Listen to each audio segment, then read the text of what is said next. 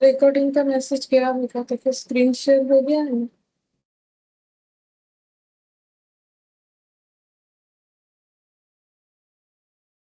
ठीक।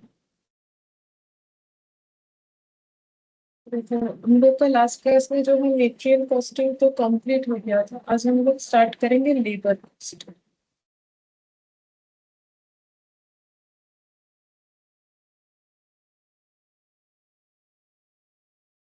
तो देखो, जब हम लोग फिनिश गुड्स बनाने का सोचते हैं तो सबसे पहला एलिमेंट जो लगता है वो होता है रॉ मटेरियल। ठीक है। प्रीवियस चैप्टर में रॉ मटेरियल का कॉस्टिंग किस तरीके से होगा वही हम लोगों ने सीखा। अब रॉ मटेरियल को फिनिश गुड्स बनाने के लिए हमें लेबर का जरूरत होगी। ठीक है। तो अब अपने गुड्स का कॉस्टिंग कैलकुलेट करने के लिए जैसे हम लोगों को रॉ मटेरियल का कॉस्ट पता होना चाहिए वैसे हमें लेबर का भी कॉस्ट पता होना चाहिए। ठीक है। तो इसका मतलब रॉ मटेरियल से रॉ मटेरियल से फिनिश्ड गुड्स जब बनता है तो हमें लेबर या फिर जिसे हम लोग बोलते हैं वर्क फोर्स या फिर मशीन का जरूरत होता है। ठीक है। तो मशीन भी चलाने के लिए देखो वर्कर जरूरत होता है जितना भी ऑटोमेशन हो क्यों ना। ठीक है। हाँ, बस ये है कि अगर मशीन्स वगैरह यूज होता है कहीं किसी ऑर्गेनाइजेशन में तो लेबर का जो नंबर ऑफ लेबर का जो रिक्वायरमेंट है वो कम ज्यादा हो सकता है अगर ज्यादा ऑटोमेशन सिस्टम है, बट चाहिए होता है। ठीक है। तो रॉ मटेरियल से फिनिश गुड्स बनने के लिए हमें लेबर या वर्क फोर्स या मशीन का जरूरत होता है। इसके लिए हमें लेबर का जो है कॉस्ट कैलकुलेट करने आना चाहिए। तो बेसिकली फिनिश्ड गुड्स बनने के लिए हम लोगों ने पहले तो पढ़ लिया रॉ मटेरियल। ठीक है। और हमें रॉ मटेरियल का कॉस्टिंग थोड़ा वो चाहिए और हमें चाहिए लेबर जिसको हम लोग बोल सकते हैं एज वेल एज लेबर और एज वेल एज मशीन। मतलब लेबर और मशीन दोनों चीज जुड़ा हुआ है। ठीक है। कि मशीन चलाता कौन है, लेबर। ठीक है। या फिर सिर्फ अगर मतलब लेबर ओरिएंटेड काम है तो वो भी हो सकता है। तो फैक्ट्री में फैक्ट्री को मेंटेन करने के लिए भी हमें लेबर चाहिए।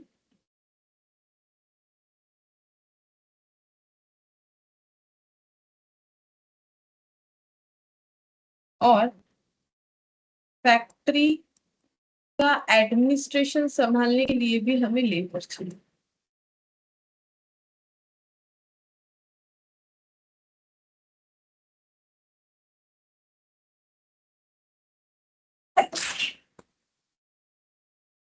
दोनों केस में हमें लेबर चाहिए। ठीक है। अब कॉस्ट में क्या होता है ना, कॉस्ट में हर एक पर्सन जो काम करते हैं फैक्ट्री प्रीमाइसेस में उनको हम लोग लेबर बोलते हैं। ठीक है। चाहे वो स्किल्ड, जैसे देखो फैक्ट्री का एडमिनिस्ट्रेशन संभालते हैं जैसे मान लो सुपरवाइजर संभालते हैं। ठीक है। तो वो तो स्किल्ड होते हैं, फिर भी हम लोग उनको भी क्या बोलेंगे, लेबर बोलेंगे। एक्चुअली कॉस्टिंग में लेबर का मतलब स्किल्ड वाले भी लेबर होते हैं, से अनस्किल्ड वाले भी लेबर होते हैं, और जो सेमी स्किल्ड है वो भी लेबर है। ठीक है। तो अब यहाँ पर every person who is working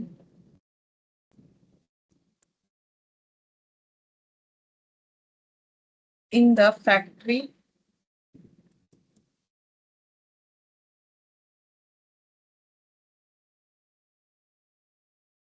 premises is called labor, whether in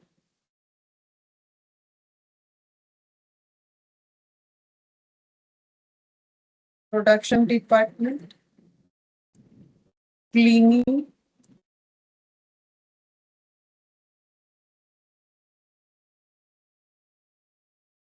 department and maintenance etc। तो जो भी फैक्ट्री के फैक्ट्री प्रीमाइसेस में काम करते हैं, ठीक है, वो सभी लेबर कहलाते हैं, चाहे वो प्रोडक्शन से जुड़े हुए हो, चाहे वो क्लीनिंग के काम से जुड़े हुए हो, या फिर मेंटेनेंस के काम से जुड़े हुए हो, ठीक है।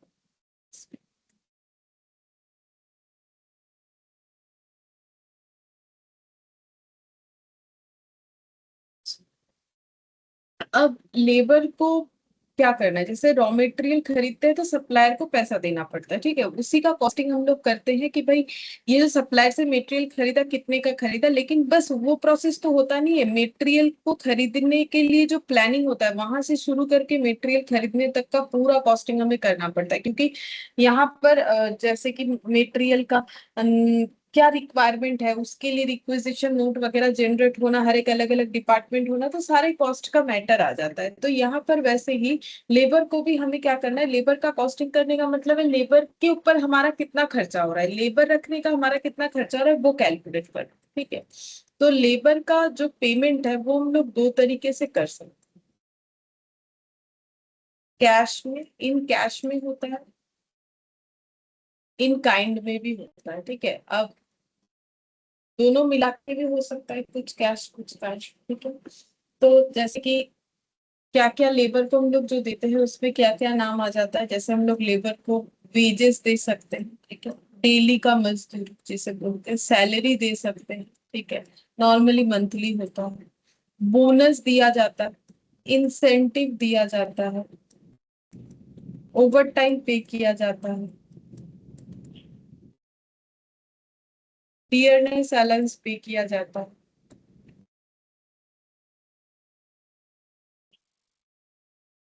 एक्सेट्रा। अब हमें क्या करना है, लेबर कॉस्ट को हमेशा कंट्रोल करना चाहिए।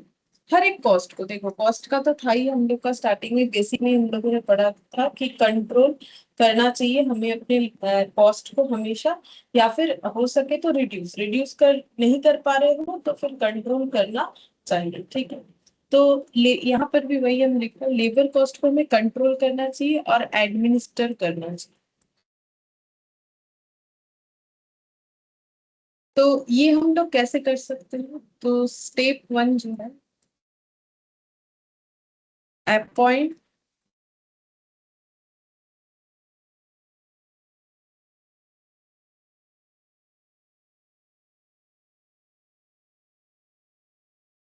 appoint labor according to their skill, according to their skill। हमें क्या करना है, लेबर को उनके स्किल के हिसाब से अपॉइंट करना चाहिए। जैसे कोई स्किल्ड है तो उससे अनस्किल्ड काम करवा के क्या फायदा, क्योंकि वो उसमें एक्सपर्ट नहीं होगा, ठीक है। तो जो जिसमें एक्सपर्ट है उसी काम में लगाने से हमें बेस्ट आउटपुट मिलेगा, ठीक है। जो जिसमें हैबिचुएट नहीं है या फिर जो जिसका स्किल नहीं है उसको उससे वो काम करवाओगे तो फिर आउटपुट जो है वो 100% नहीं मिलेगा, ठीक है। स्टेप टू, चेक एफिशिएंसी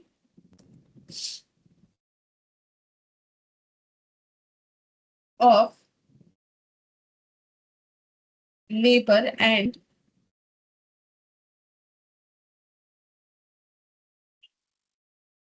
पे अकॉर्डिंग टू दैट। हमें क्या करना है, लेबर के एफिशिएंसी के हिसाब से, लेबर का एफिशिएंसी देखना है कि वो कितना एफिशिएंट है और उसके हिसाब से पे करना है, ठीक है। एफिशिएंसी देखते हुए पे करना है, जैसे कि अगर एक एग्जांपल से समझे हम लोग, मान लेते हैं हमारे पास दो लेबर है, एक है मिस्टर ए, दूसरे हैं मिस्टर, इनको सैलरी मिलता है 1000 पर मंथ, इनका आउटपुट है 8000 पर मंथ,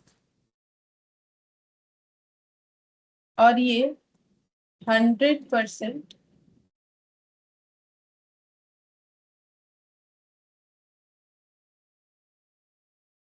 मतलब ऐसा छोड़ो, 100% नहीं लिख रहा है अभी फिलहाल, इतना ही लिख रहा है, इधर लिख रहा है इनका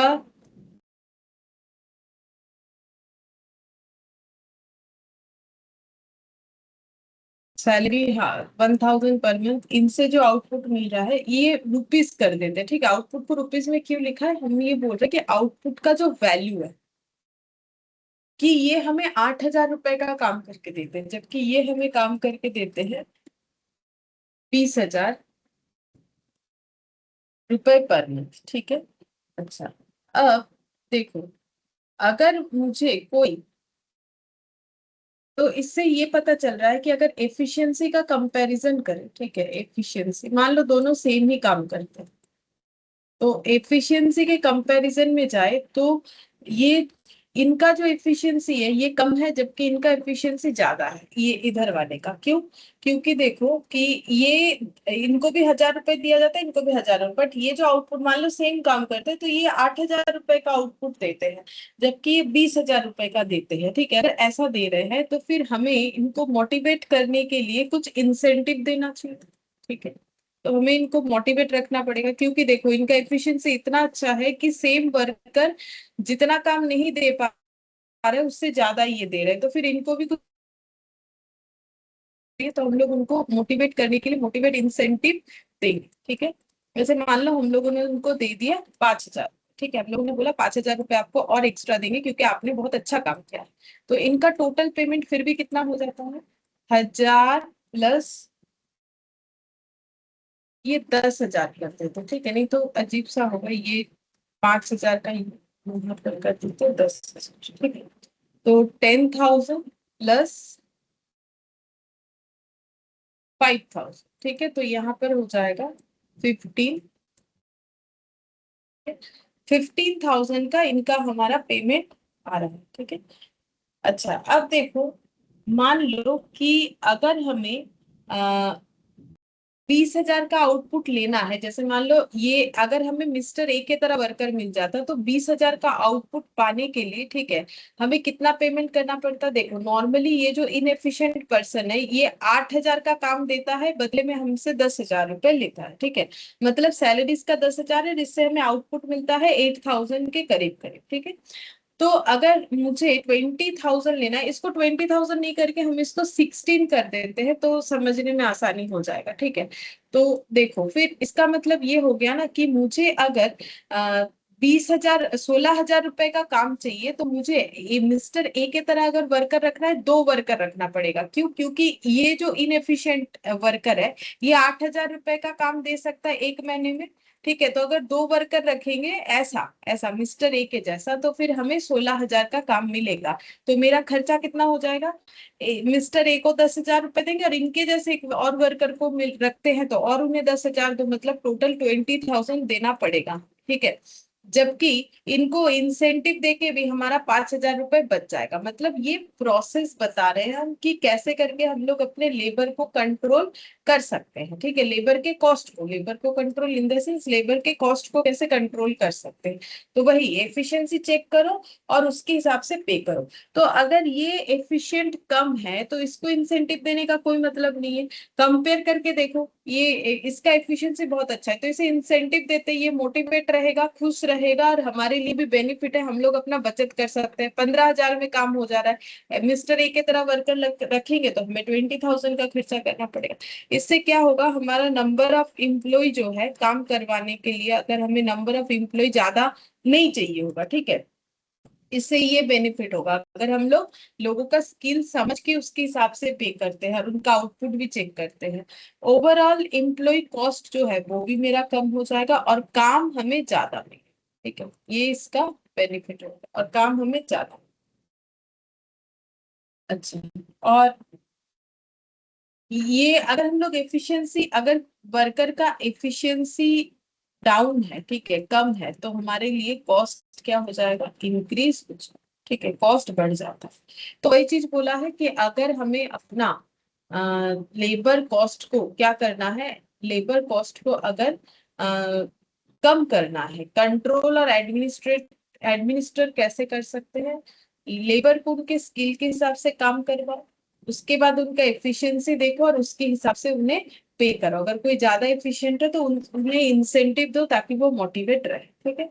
अच्छा, अब लेबर कॉस्ट जो है उसको हम लोग 2 पार्ट में डिवाइड कर सकते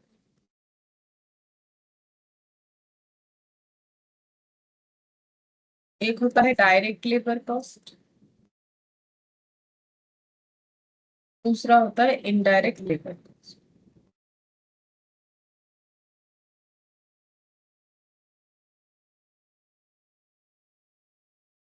डायरेक्ट लेबर कॉस्ट जो है, हम लोग वही इस चैप्टर में पढ़ेंगे। सारे इनडायरेक्ट चीज ओवरहेड के नाम से हम लोग ओवरहेड चैप्टर में पढ़ेंगे, जो कि लेबर के बाद ही हमें पढ़ना होता है। तो डायरेक्ट लेबर कॉस्ट का मतलब है कि एनी कॉस्ट लेबर से रिलेटेड दैट कैन बी, ये सब हम लोग ऑलरेडी बेसिक में लिख चुके हैं, that can be identified in one unit of finished goods. Any cost that can't be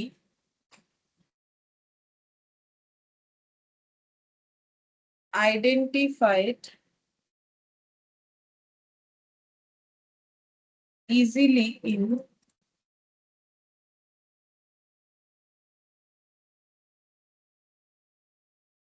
one unit of finished goods। तो ये तो हम लोगों ने पहले भी पढ़ रखा है कि जो कॉस्ट को हम लोग one unit of finish goods में आइडेंटिफाई कर सकते हैं वो सारे कॉस्ट ही हमारे डायरेक्ट होते हैं, और जो नहीं कर पाते हैं वो हम लोग का इनडायरेक्ट कॉस्ट होता है, ठीक है। चाहे वो लेबर का देख लो, चाहे वो मेटेरियल का देख लो, ठीक है। अच्छा, अब एग्जाम्पल लिख देते हैं इधर, कुछ एग्जाम्पल्स। इनडायरेक्ट लेबर कॉस्ट जैसे सुपरवाइजर को दिया गया पेमेंट, फैक्ट्री सुपरवाइजर का पेमेंट,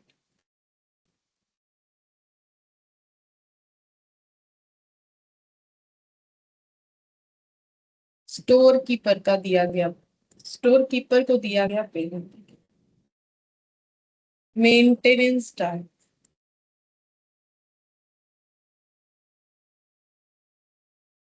सिक्योरिटी गार्ड।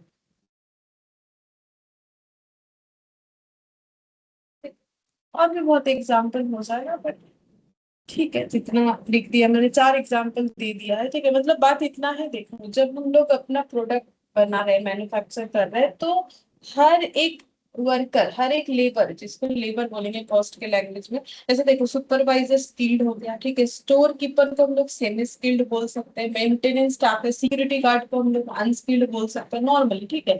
अब जरूरी नहीं कि अनस्किल्ड ही होगा, अब जस्ट एक एग्जाम्पल बोल रहे हैं, तो हर तरीके का हम लोग यहाँ पर एग्जाम्पल ले लो। अब देखो सभी को रखना पड़ेगा अपना प्रोडक्शन का काम चलाने के लिए, ठीक है। हम लोग किसी को ना, किसी के बिना हमारा काम नहीं चलेगा, हमें स्टोर कीपर भी चाहिए, हमें मेंटेनेंस स्टाफ भी चाहिए, हमें क्लीनिंग स्टाफ भी चाहिए, चाहो तो एग्जाम्पल लिख सकते हैं, हमें सिक्योरिटी गार्ड भी चाहिए।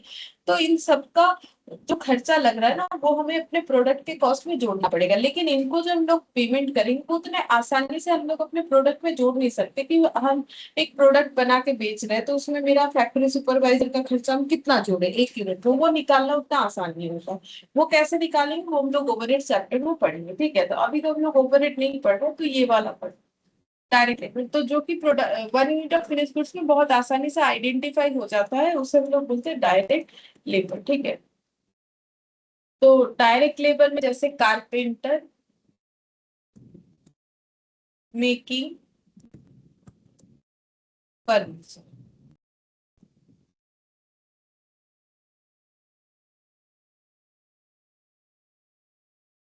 वर्कर असेंबली प्रोडक्ट,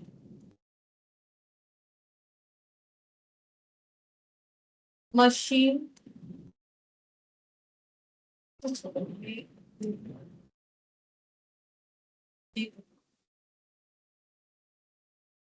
ठीक है। तो देखो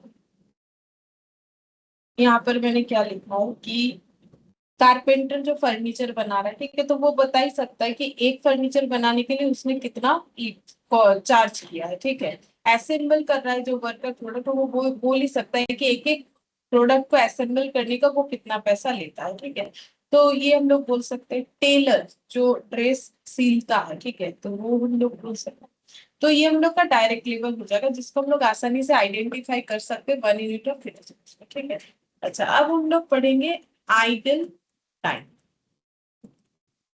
आइडल टाइम क्या होता है? आइडल टाइम का मतलब जहां जिस टाइम पे सीधा बात है प्रोडक्शन बंद रहता है, उसे हम लोग बोलते हैं आइडल टाइम। अब प्रोडक्शन बंद क्यों है, उसका दो रीजन हो सकता है, एक नॉर्मल, एक एबनॉर्मल। ठीक है।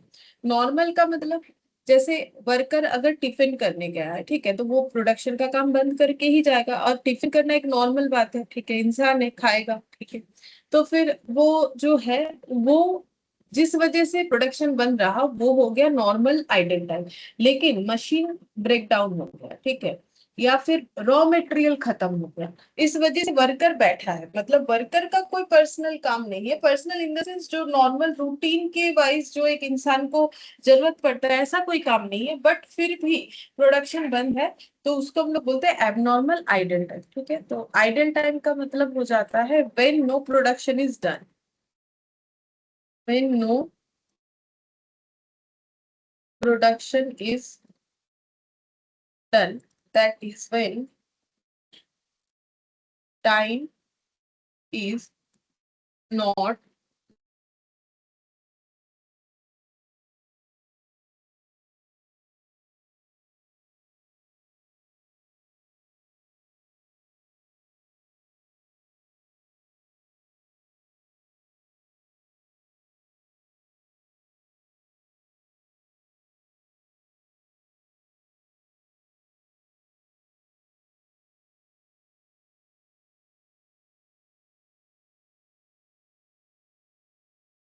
ऐसे लिख देते हैं when no production is done but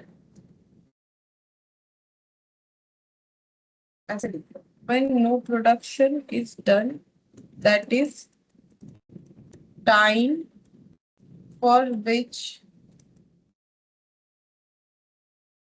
workers are paid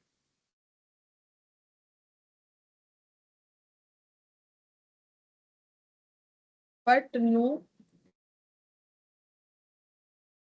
production offered।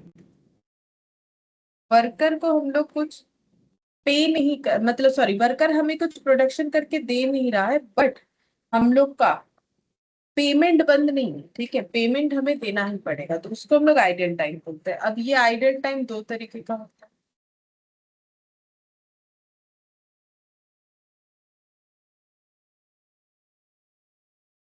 एक है normal idle time.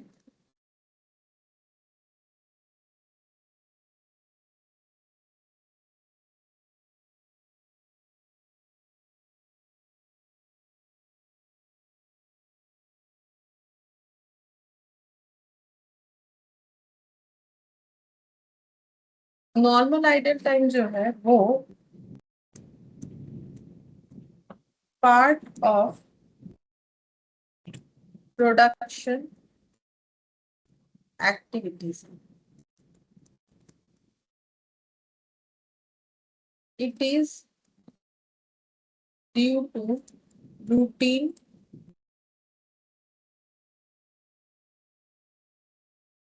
Work.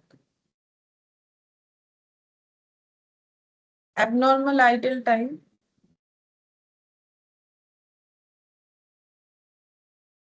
idle time occurring due to unforeseen event।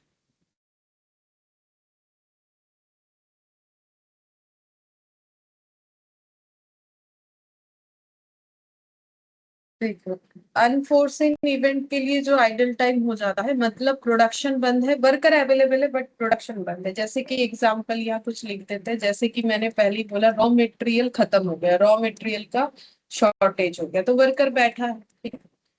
Machine break down हो गया, तो भी वर्कर तो इसके लिए देखो, क्यों पेमेंट का बात मैंने बता दिया, क्योंकि देखो अगर रॉ मटेरियल खत्म हो गया तो हम वर्कर को तो ये नहीं बोलेंगे भाई तुम्हारा 8 घंटा ड्यूटी था, 5 घंटा ने 5 घंटा तुमने काम किया, 3 घंटा तो मेरे पास मटेरियल ही नहीं था, तो आज 5 घंटे का पैसा लेके जाओ, ऐसा नहीं बोल सकते, ठीक है, वो हमारा गलती है।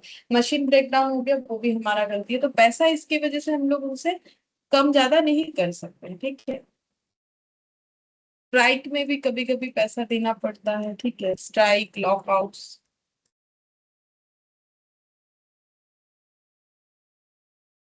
फायर, फ्लड,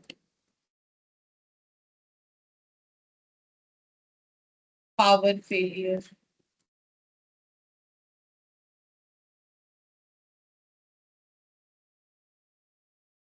अगर ये सब कुछ भी ऑकर होता है तो इसे हम लोग एबनॉर्मल आइडल टाइम बोलते हैं, ठीक है। और इसको हमें क्या करना पड़ता है, चार्ज टू कॉस्टिंग पीएल, ठीक है, as it is a loss, क्योंकि लॉस है तो ही पीएल में चार्ज होगा, और यहाँ पर कॉस्टिंग पीएल में चार्ज होगा, ये हमें लिखना पड़ेगा। तो मशीन ब्रेकडाउन की वजह से जितना प्रोडक्शन नहीं कर पाए, रॉ मटेरियल शॉर्टेज की वजह से जो प्रोडक्शन नहीं हुआ, स्ट्राइक या लॉकआउट, आग लगने के कारण, फ्लड आने के कारण, पावर फेलियर के कारण जो प्रोडक्शन हम लोग नहीं कर पाए, वो लॉस जो है वो हमें खुद बेयर करना पड़ेगा, ये हम लोग प्रोडक्ट के कॉस्ट में ऐड नहीं कर सकते हैं, ठीक है। तो ये हम लोग का एबनॉर्मल, सारे एबनॉर्मल चीज हमारा कॉस्टिंग पीएल में जाता है। मटेरियल में भी हम लोगों ने पढ़ा, वहां वहां के जैसा एबनॉर्मल चीज था, ठीक है। यहाँ लेबर से रिलेटेड एबनॉर्मल नॉर्मल बात आएगा। अब नॉर्मल आइडल टाइम का मतलब होता है कि जो हम लोग अपने प्रोडक्ट के कॉस्ट में चार्ज कर सकते हैं, ठीक है, नॉर्मल आइडल टाइम का मतलब है। अब नॉर्मल आइडल टाइम का मतलब क्या हो जाता है, जैसे कि देखो,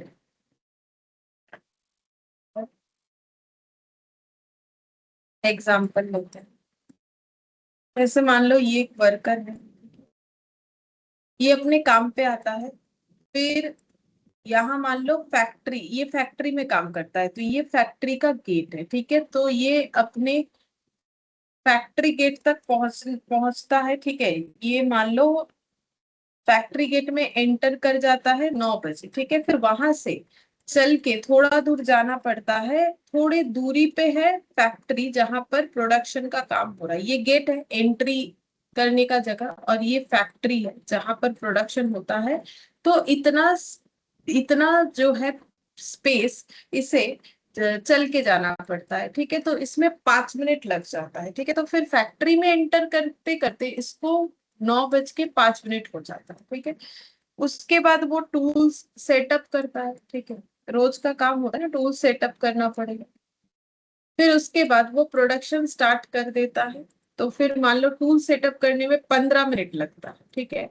तो फिर 9:15 हो गया, अब देखो वो आ तो गया था 9 बजे, बट 15 मिनट हो गया, अभी तक कोई प्रोडक्शन का काम चालू नहीं हुआ है, ठीक है। अब उसने प्रोडक्शन का काम चालू किया, फिर हो गया लंच टाइम, 2 बजे मान लो लंच टाइम होता है इनका, और ये लंच करके रिटर्न आ जाते हैं, थोड़ा रेस्ट वगैरह करके रिटर्न आ जाते हैं 2:30, ठीक है, 2:30।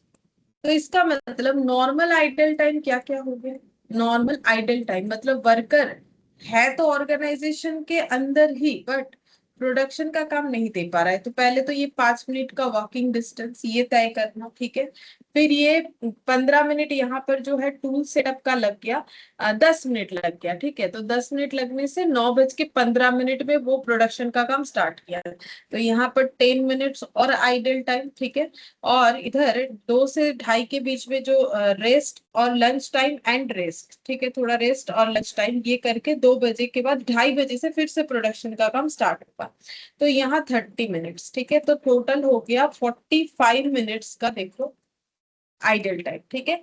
लेकिन ये नॉर्मल आइडल टाइम है, ये तो वर्कर को करना ही पड़ेगा, इसके बिना वो कैसे चल सकता है, नहीं चल सकता ना, ये तो उसे करना ही पड़ेगा, ये नॉर्मल आइडल टाइम हो गया।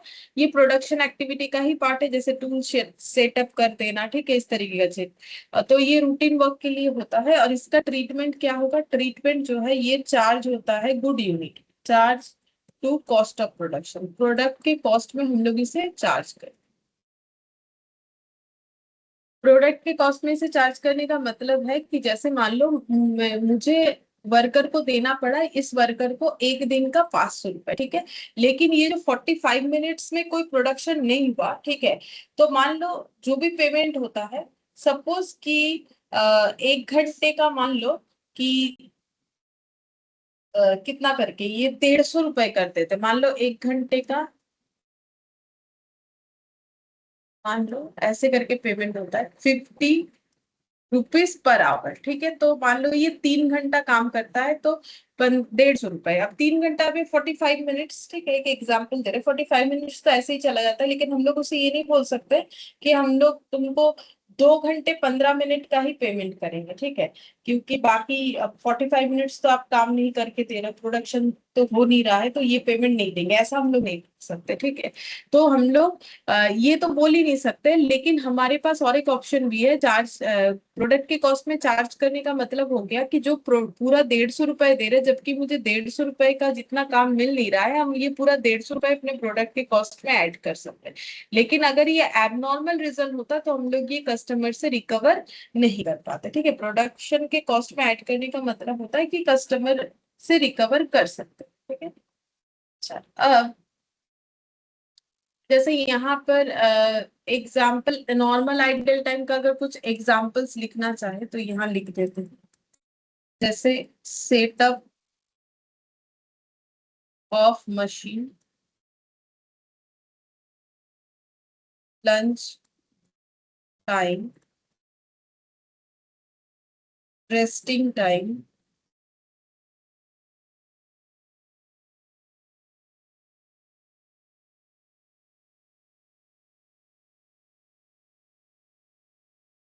एटसेट्रा।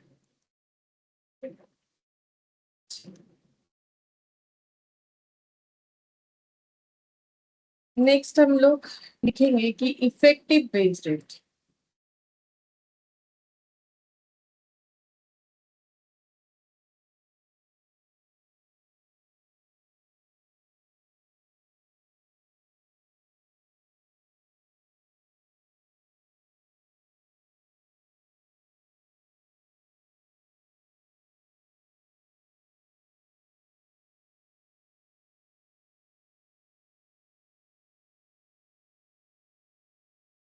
अच्छा, इफेक्टिव वेज रेट क्या होता है? मान लो ये एक वर्कर है, मिस्टर, ये 9 से लेके 6 बजे तक काम करता है, ठीक है, सुबह 9 से लेके शाम को 6 बजे तक काम करता है फैक्ट्री में, ये है वर्किंग टाइम।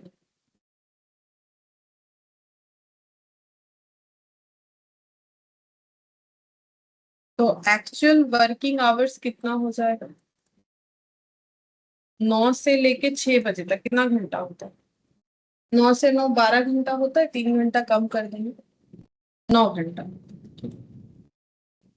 अब ये 9 घंटा जो रहता है फैक्ट्री में, इसमें मान लो कि प्रोडक्टिव आवर्स है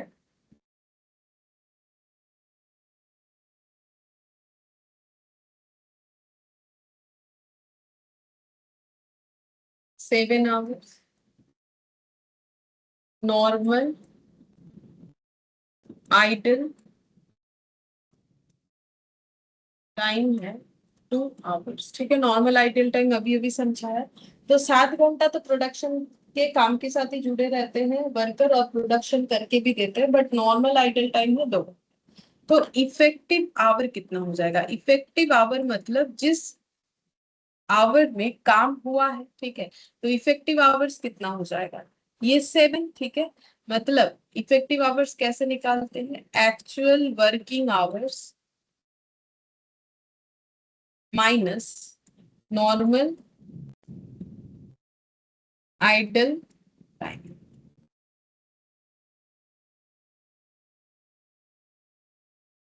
अब इफेक्टिव वेज रेट कैसे निकालेंगे?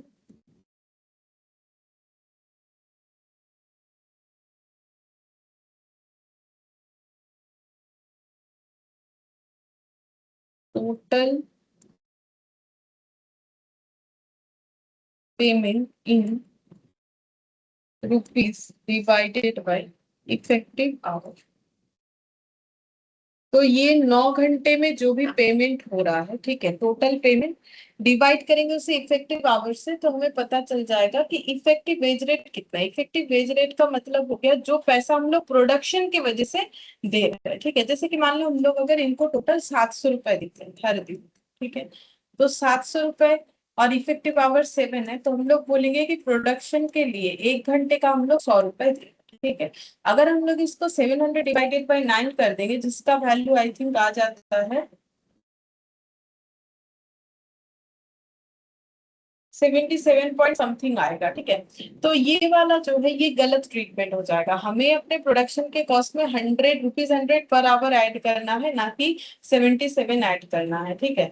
क्योंकि हम लोग को यहाँ पर नॉर्मल आइडल टाइम का ट्रीटमेंट करने के लिए बोला गया है ना कि आप कॉस्ट ऑफ प्रोडक्शन में चार्ज कर सकते हो। तो देखो, 100 रुपए हम लोग अपने प्रोडक्ट के कॉस्ट में लेबर का चार्ज कर सकते हैं, 77 करने का जरूरत नहीं, क्योंकि नॉर्मल आइडल टाइम की वजह से प्रोडक्शन का जो है मतलब प्रोडक्शन कम हो रहा है, या फिर बोल सकते हैं कि प्रोडक्शन नहीं हो रहा है बट पेमेंट करना पड़ रहा है। क्योंकि ये नॉर्मल आइडल टाइम की वजह से हो रहा है, तो इस वजह से हम लोग को ये वाला ये वाला जो है ऐड करना मतलब परमिशन है, ठीक है। परमिशन इसलिए है क्योंकि देखो, ये नॉर्मल आइडल टाइम सभी ऑर्गेनाइजेशन का होगा, तो सबका जो खर्चा होता है वो हम लोग कस्टमर से निकाल सकते हैं। मतलब हमें 77 ऐड करके बाकी लॉस बुक करने का जरूरत नहीं है, ठीक है, क्योंकि हम लोग 100 रुपीज करके आराम से एड ऑन कर सकते हैं, यानी कि हम लोग अपने कस्टमर से ये कॉस्ट जो है रिकवर कर सकते हैं। फिर नेक्स्ट हम लोग यहाँ पर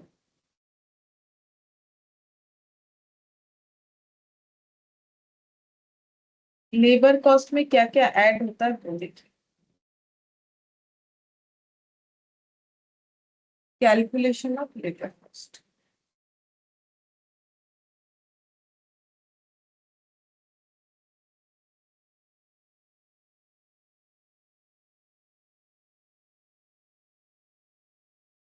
any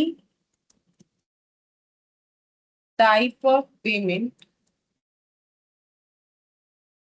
that is paid to a person for working in a factory।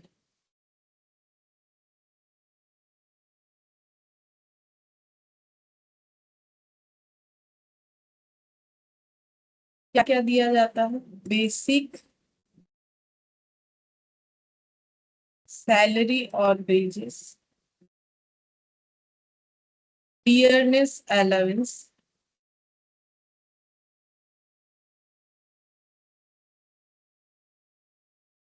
Other allowance, HRA, travelling allowance,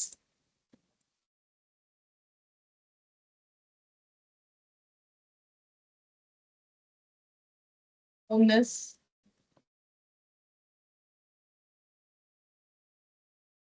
perquisite.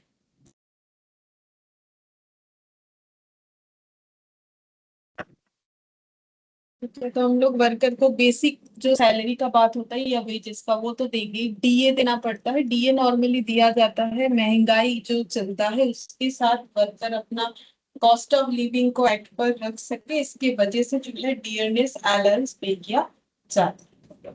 Other allowance में house rent allowance, travelling allowance, ये सब अगर किसी ऑर्गेनाइजेशन में रूल्स है तो दिया जाता है, ठीक है। जिसका रूल्स होता है वो देता है, जरूरी नहीं है कि सारे ऑर्गेनाइजेशन सब कुछ देते हैं। बोनस, परक्विजिट दिया जा सकता है।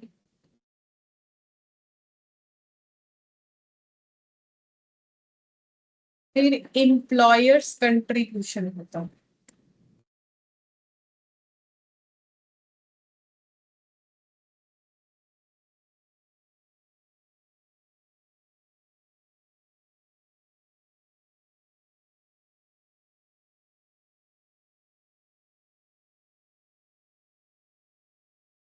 Employers contribution provident fund, ESI, employ state insurance, gratuity, ये सब तुम लोग टैक्स में पढ़ते हो, ये सारे टर्म्स।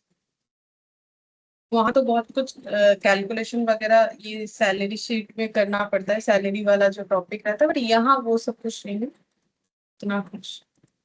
यहाँ तो हम लोग लेबर का कॉस्ट निकाल रहे हैं, टैक्सेबल इनकम नहीं निकाल रहे।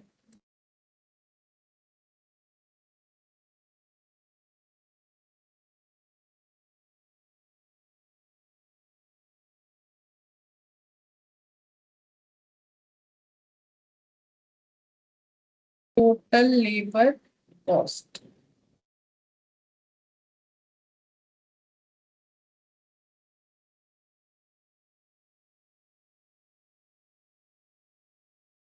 Good afternoon ma'am.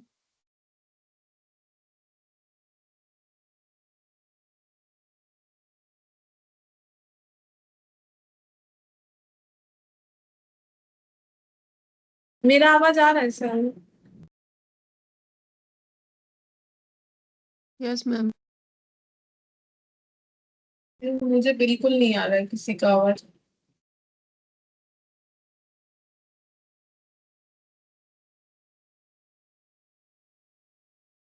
जैसे इंटर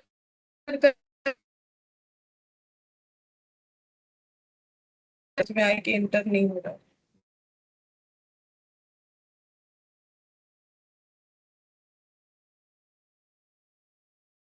अरे एक बार कुछ बोलो तो देखते हैं आवाज अभी आ रहा है कि नहीं। मुझे नहीं लगता आ रहा है, नहीं तो मुझे सुनाई देता। नहीं आ रहा है, कुछ भी नहीं आ रहा। मेरा ही कोई हाँ माइक जी आ इशू रही। होगा फिर, इस वजह से नहीं आ रहा। ठीक है। अगर कोई बाई चांस अगर कोई आउट हो जा रहे हो ना, तो एंटर करने के लिए ना मुझे मैसेज करो, अगर एंटर नहीं कर रहा है, क्योंकि मुझे तो आवाज नहीं आ रहा है, तो पता भी नहीं चल रहा है कि कोई एंटर करने के लिए बोल रहे हो। अच्छा, तो ये हो गया टोटल लेबर कॉस्ट। ठीक है, अब इसमें ये जो लेबर कॉस्ट है, यहाँ से लेके यहाँ तक, बेसिक सैलरी से लेके परक्विजिट तक, ये होता है डायरेक्ट इन एम्प्लॉइज पॉकेट। ठीक है, और इनडायरेक्टली इन पॉकेट, और ये एम्प्लॉयर्स कंट्रीब्यूशन जो होता है वो इनडायरेक्टली जाएगा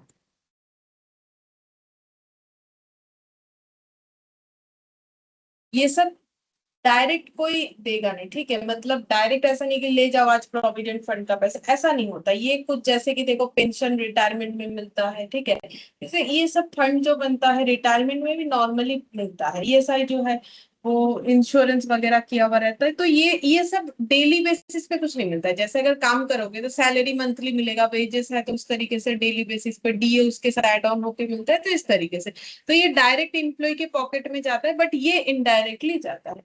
ये हम लोग का मिला के हो गया अपना टोटल लेबर कॉस्ट। तो लेबर कॉस्ट हम लोग को इस तरीके से कैलकुलेट करना। अच्छा, अब नेक्स्ट हम लोग पढ़ेंगे कि लेबर का जो कॉस्ट है वो कैलकुलेट करने के लिए कुछ डिपार्टमेंट बनाया गया है, ताकि सही तरीके से लेबर का कॉस्ट कैलकुलेट हो। एक होता है टाइम कीपिंग डिपार्टमेंट, दूसरा होता है पर्सोनल और HR डिपार्टमेंट।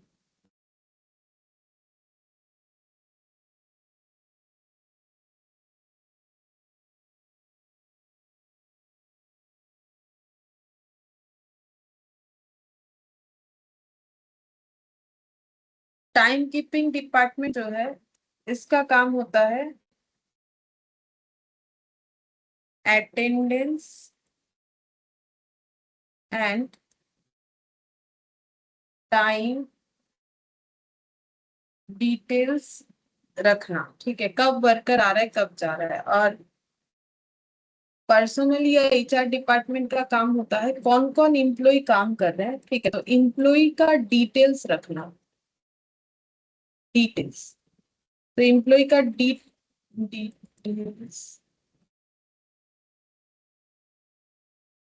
एम्प्लॉय का डिटेल्स का मतलब एम्प्लॉय को कितना, कौन से एम्प्लॉय को क्या वेजेस दे रहे हैं, क्या रेट है वेजेस का, ठीक है। सैलरी डिटेल्स,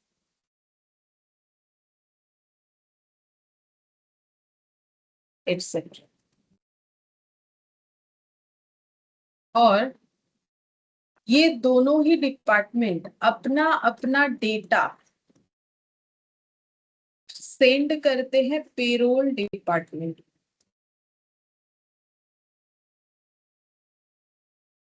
ठीक है, पेरोल डिपार्टमेंट को सेंड करते हैं कि कौन सा वर्कर, ये जो एचआर डिपार्टमेंट है वो भेजता है कि कौन कौन इम्प्लॉय है, कौन क्या काम करता है, किसको कितना सैलरी देने का बात हुआ है या वेजेस देने का बात हुआ है, वो इनके पास डेटा पहुंच जाता है। फिर अकॉर्डिंग टू पर एम्प्लॉय ये देख लेते हैं कि जैसे मान लो किसी वर्कर को बोला गया है कि आपको आवरली बेसिस पे पेमेंट किया जाएगा, तो फिर चेक किया जाता है कि पूरे मंथ में या फिर पूरे दिन में। अब डे बेसिस पे भी बन सकता है, ठीक है, मंथली बेसिस पे भी बनेगा।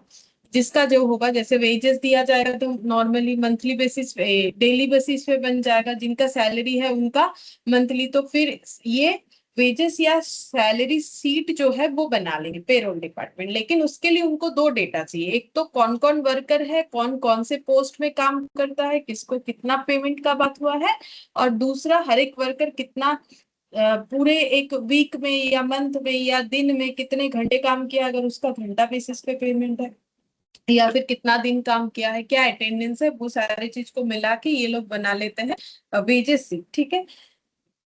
अब ये सीट जो है ट्रांसफर किया जाता है कॉस्ट अकाउंटिंग डिपार्टमेंट।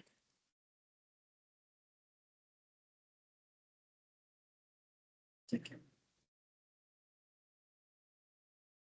और कॉस्ट अकाउंटिंग डिपार्टमेंट फिर क्या करता है, रिकॉर्ड कर लेता है डेटा को, फिर पेमेंट करता है। पेमेंट टू एम्प्लॉइज और पेमेंट टू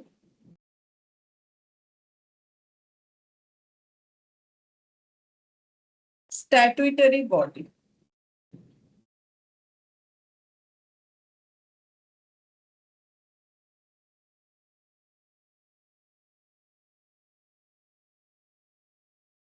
यानी पीएफ में कितना जमा करना है, ईएसआई मतलब employ state insurance, professional tax, ठीक है, TDS tax deducted at source, ठीक है।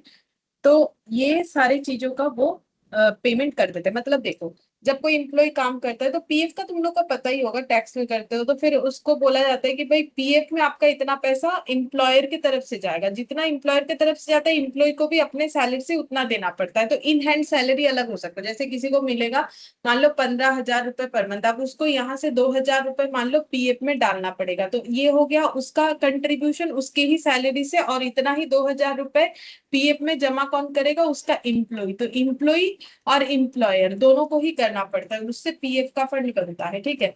तो जैसे सैलरी शीट बन के रेडी हो गया कि भाई वर्कर को 15,000 रुपए देना है, अब कॉस्ट अकाउंटिंग डिपार्टमेंट डिसाइड करेगा कि इसको पेमेंट कितना करना है, पेमेंट 13,000 करना है और उसका पीएफ में 2,000 रुपए डालना है। तो ये इस तरीके से होता है। तो वही चीज लिखा हुआ है कि कॉस्ट अकाउंटिंग डिपार्टमेंट उसके बाद वो शीट को लेके डिसाइड करता है कि कितना पेमेंट करे और कितना स्टैट्यूटरी बॉडीज जो है पेमेंट वहां जाएगा, ठीक है। जैसे पीएफ का पेमेंट ईएसआई का हो गया, प्रोफेशनल टैक्स, टीडीएस, ये सारी चीज, ठीक है। तो अभी हम लोगों ने जितना भी पढ़ा है उसके ऊपर हम लोग एक क्वेश्चन कर सकते हैं, दैट इज इलास्ट्रेशन वन, ये वाला। बोल रहा है कि X an employ of ABC company gets the following emoluments and benefit: basic pay 10,000 per month, dearness allowance 2,000 per month, bonus 20% of salary and DA, other allowance 2,500 per month, employer's contribution to PF 10% of salary and DA. X works for 2,400 hours per annum, out of which 400 hours are non-productive and treated as normal idle time. You are required to compute the effective hourly cost of employ X. तो effective hourly cost का मतलब है कि 1 घंटा काम करने पे x को हमें जो पेमेंट करना पड़ता है वही एक्स को रखने का कॉस्ट हो जाता है, ठीक है। तो वो हमें फाइंड आउट करना है। तो पहले तो ये सोचना पड़ेगा, देख लेते हैं, हाँ बस इतना ही। पहले तो ये सोचना पड़ेगा कि हमें कैलकुलेट करने के लिए क्या क्या डेटा चाहिए। तो हम लोग को कैलकुलेट करने बोला effective hourly cost of employ X, ठीक है, ऑफ एम्प्लॉय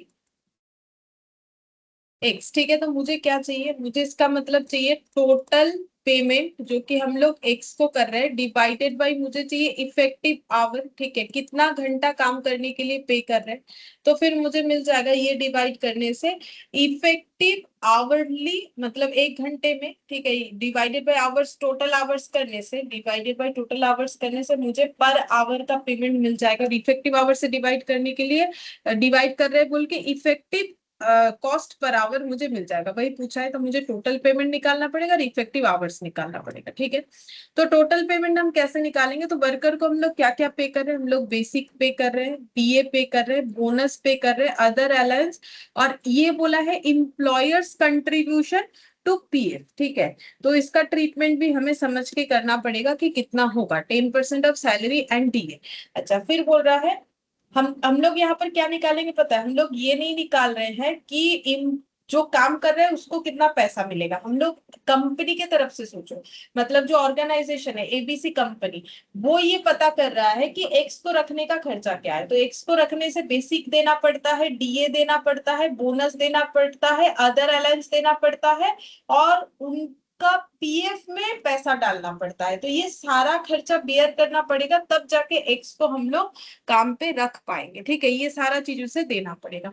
तो ये सब जोड़ने से हमें टोटल पेमेंट मिल जाएगा, ठीक है। डिवाइडेड बाई हमें करना है इफेक्टिव आवर्स, ठीक है। अब देखो सारे खर्चे पर मंथ में दिए हुए नॉर्मली, अब आवर्स जो दिया हुआ है वो पर एनम में दिया हुआ है। तो एक डेटा मंथली और एक डेटा ईयरली होगा तो डिवाइड तो नहीं होगा, या तो दोनों डेटा को मंथ में ट्रांसफर करना पड़ेगा या दोनों डेटा को जो है ईयर में ट्रांसफर करना पड़ेगा, कोई भी एक करने से चलेगा। तो क्यों ना हम लोग एक काम करें, दो ये इसी को हम लोग पर एनम में ट्रांसफर कर देते हैं। ऐसा क्यों, क्योंकि देखो 1 साल का इतना, अब 1 साल से अगर मुझे मंथली जाना है तो मंथली कितना घंटा काम होगा वो कैसे निकालेंगे, देखो निकालना थोड़ा मुश्किल है, मतलब इसलिए मुश्किल है क्योंकि ये हो गया 365 डेज के हिसाब से, ठीक है। तो फिर मेरा पर डे के हिसाब से आवर्स आ जाएगा। अब देखो इन्होंने किस हिसाब से कब आवर्स कैलकुलेट किया है वो तो हमें नहीं पता है ना, मतलब डेली काम होता है नहीं होता है, पर डे कितने आवर्स काम होते हैं, उसका हमारे पास एग्जैक्ट कोई कैलकुलेशन नहीं हो पाएगा क्योंकि हमें नहीं पता। हम लोग ज्यादा से ज्यादा क्या कर सकते हैं, इसे 365 से डिवाइड कर सकते हैं, बट हो सकता है कि 365 डेज काम नहीं होता है, पूरे साल में मान लो 350 डेज काम होता है, फिर तो मुझे उस हिसाब से डिवाइड करने से जो है एग्जैक्ट आवर्स पता चलेगा ना। तो इसीलिए बेटर ये है कि इसको चेंज करने पे डाउट है, बेटर ये है कि हम लोग इसको चेंज करेंगे क्योंकि इसको चेंज करने में कोई प्रॉब्लम नहीं है। अगर 1 मंथ का 10,000 है तो 12 मंथ्स का कितना होगा, क्योंकि 12 मंथ्स में ही 1 ईयर होता है, ठीक है, इसमें तो कोई प्रॉब्लम नहीं। वैसे 365 डेज में ही 1 ईयर होता है, बट प्रॉब्लम ये है कि 365 डेज अगर काम नहीं हुआ है तो पर डे आवर जो है वो हमारा गलत आ सकता है, ठीक है। तो इस वजह से तो अभी हम लोग इसको कैलकुलेशन कर लेते हैं।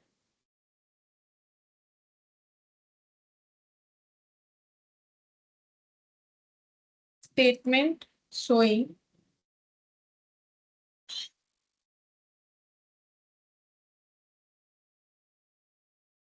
Computation of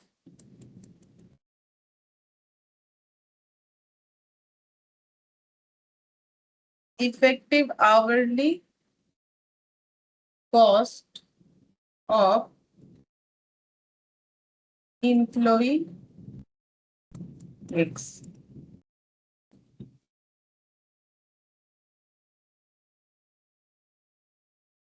particulars per month per annum.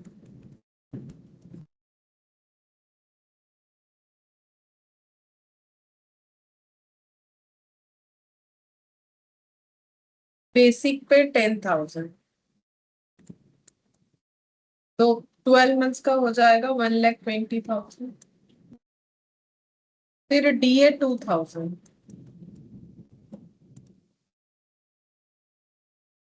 तो ये हो जाएगा 24,000। Bonus 20% of salary and DA. Bonus 20% of salary and DA.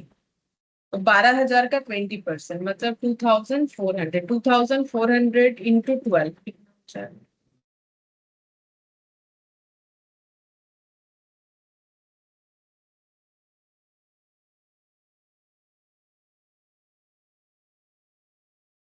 28,800।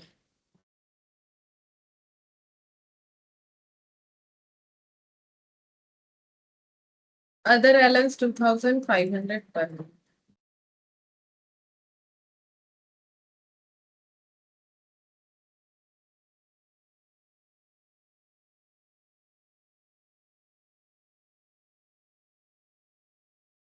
30,000 plus employer's contribution to PF।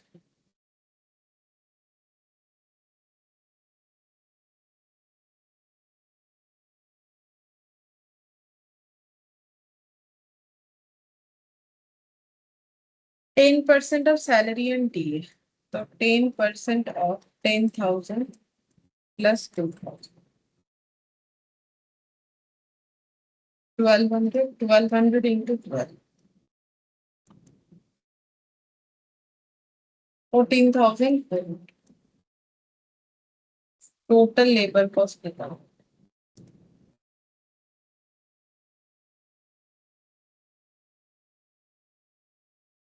Total labour cost कितना आ रहा है देखो तो।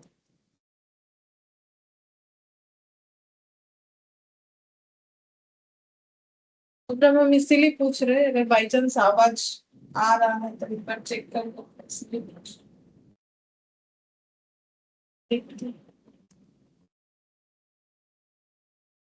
कैलकुलेट करके बताओ।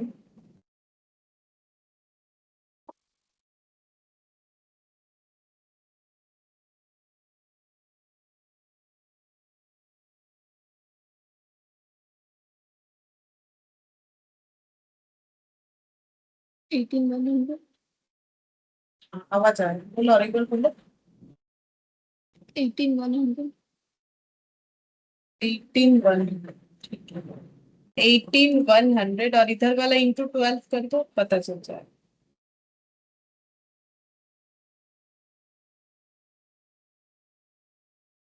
2,17,200। 2,17,200।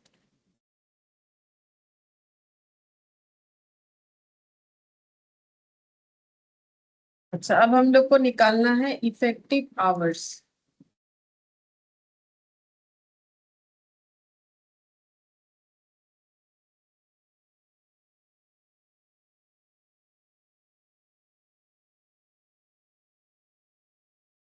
तो इफेक्टिव आवर्स कितना होगा, कैसे निकालेंगे? तो 2,400 पूरे साल में इन्होंने काम किया, जिसमें से 400 नॉन प्रोडक्टिव है, नॉर्मल आइडल टाइम है। तो इफेक्टिव कितना है? 2,000 घंटा। 2,000 घंटा प्रोडक्शन हुआ है, क्योंकि 400 घंटा उसका नॉर्मल आइडल टाइम था। आइडल टाइम का मतलब जब प्रोडक्शन नहीं होता है, तो वो माइनस करने से हमें पता चला actual working hours minus normal idol. तो 2,400 माइनस 400, 2,000 आवर्स पर एनम। तो इफेक्टिव आवरली रेट हो जाएगा। टोटल जो पेमेंट है, हम और फॉर्मूला नहीं लिख रहे, तुम लोग खुद से लिख सकते हो, मेरा ऑलरेडी यहाँ लिखा है। 2,17,200। 2,17,200 रुपीज पे करना पड़ रहा है पूरे साल में 2,000 घंटे प्रोडक्टिव काम करने के। तो फिर रुपीज पर आवर करके आ जाएगा, कितना आ रहा है इफेक्टिव आवर? 108। 108 पॉइंट कुछ आ रहा होगा, 60 ऐसा कुछ। 66।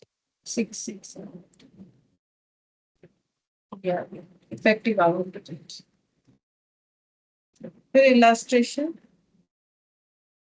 2 करते हैं। देखो इसमें क्या बोला है, बोल रहा है कि in a factory working 6 days in a week and 8 hours each day. कोई एक फैक्ट्री में हर दिन 6 days इन ए वीक मतलब वीकली 6 दिन काम होता है और 8 hours ईच डे, एक दिन में 8 घंटा काम होता है। तो देखो यहाँ पर जैसे बना 6 दिन, तो वही हम बोल रहे थे कि जैसे देखो 7 दिन का 7 दिन काम नहीं होता है, तो वैसे 52 वीक होता है। देखो मतलब एक साल मतलब 52 वीक, और एक हफ्ते में 6 दिन काम होता है, तो ये हो गया 312 ऐसा कुछ आ रहा है शायद। हाँ 312 इतने दिन काम होता है। तो अगर ये जो मैंने बोला ना कि आवरली, ये वाले क्वेश्चन में 365 से डिवाइड करने का इसी ने मना किया, क्योंकि हमें नहीं पता कि पर पूरे साल में कितने दिन एक्चुअली काम हुआ है। ठीक है, तो वो समझ के हमें चेंज करना है, ऐसा नहीं है कि उसको 365 से डिवाइड कर दिया तो फिर आंसर लेकिन नहीं है। ठीक है, फिर यहाँ पर दिया है, देखो ये वाले क्वेश्चन जो हम लोग पढ़ रहे थे कि एक हफ्ते में 6 दिन काम होता है और एक दिन में 8 घंटा काम होता है। A worker is paid at the rate of 100 per day basic plus DA at the rate of 120% of basic. बोल रहा है कोई एक वर्कर को कितना पेमेंट किया जाता है, एक दिन का 100 रुपए, और जो भी सैलरी है उसका उस पे डीए दिया जाता है 120%। He is allowed to take 30 minutes off during his hour shift for meal break and a 10 minute recess for rest. ठीक है, तो बोल रहा है कि इसको 30 मिनट्स का जो है मील ब्रेक दिया जाता है और 10 मिनट रेस्ट के लिए दिया जाता है। तो ये हो गया नॉर्मल आइडल टाइम, क्योंकि जब वो खाना खाता होगा और रेस्ट करता होगा तो 30 + 10 40 मिनट्स कोई प्रोडक्शन का काम नहीं होता है। तो ये नॉर्मल आइडल टाइम हो गया जब प्रोडक्शन का काम नहीं होता है एक दिन में। ठीक है, फिर बोल रहा है कि during a week his card show that his time was chargeable to. बोल रहा है जॉब एक्स में इस पर्सन ने 15 घंटा काम किया है एक हफ्ते में, जॉब वाई में 12 घंटा और जॉब जेड में 13 घंटा। ये पूरे एक हफ्ते का डिटेल्स दिया हुआ है। The time not booked was wasted while waiting for a job in while waiting for a job. ये फुल स्टॉप है। बोल रहा है कि जो टाइम यहाँ पर बुक्ड नहीं दिख रहा है, ठीक है, तो वो बोल रहा है क्या है, बोल रहा है कि वो वेस्ट हो गया है। जॉब दूसरे जॉब के लिए वेट मतलब एक जॉब से दूसरे जॉब में जाने के लिए जो वेटिंग टाइम है उसके लिए। जैसे कि मतलब देखो ये एक हफ्ते का दिया हुआ है, तो देखो ये क्यों लॉस्ट टाइम कैसे है, देखो 6 days काम होता है एक हफ्ते में। ठीक है, तो और 8 घंटा एक दिन में काम होता है। ठीक है, तो एक हफ्ते में कितना घंटा काम होना चाहिए ये बताओ। 1 वीक में 6 days काम होता है, एक दिन में 8 hours काम होता है, तो फिर 1 वीक में कितना आवर्स काम होना चाहिए। 40 वन डे, 48। हाँ 1 डे इक्वल टू 8 hours। ठीक है, तो फिर 6 days इक्वल टू हो जाएगा 48 hours काम होना चाहिए। बट देखो यहाँ दिख रहा है, अच्छा 48 में इसका जो है 30 और 10 40 मिनट्स का जो है ये आवर्स है। ठीक है, 40 मिनट्स का जो है इसका आइडल टाइम जाता है, तो वो अगर 40 मिनट्स लेस भी कर देते तो 40 मिनट्स मतलब कितना आवर्स, 60 मिनट्स में 1 आवर। ठीक है, तो 40 मिनट्स मतलब कितना आवर, 40/60 ऐसा कुछ होगा, कितना आवर्स होगा।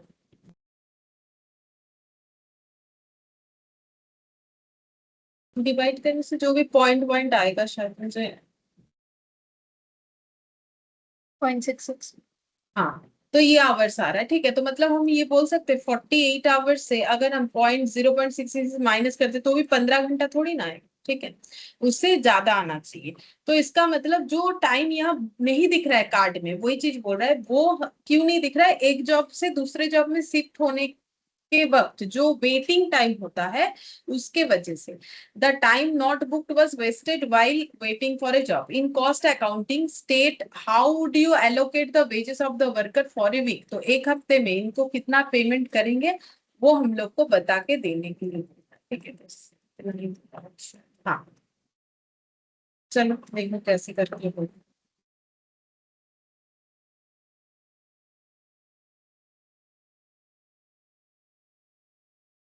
तो सबसे पहला बात है कि हमें ये फाइंड आउट करना पड़ेगा कि हम लोग इनको कितना पेमेंट करेंगे, ये चीज पूछा है। ठीक है, तो कितना पेमेंट करेंगे वो हम लोग कैसे फाइंड आउट कर सकते हैं, तो इनको पेमेंट कैसे देने का बात हुआ है, इनको पेमेंट देने का बात हुआ है पर डे के अकॉर्डिंग, ठीक है।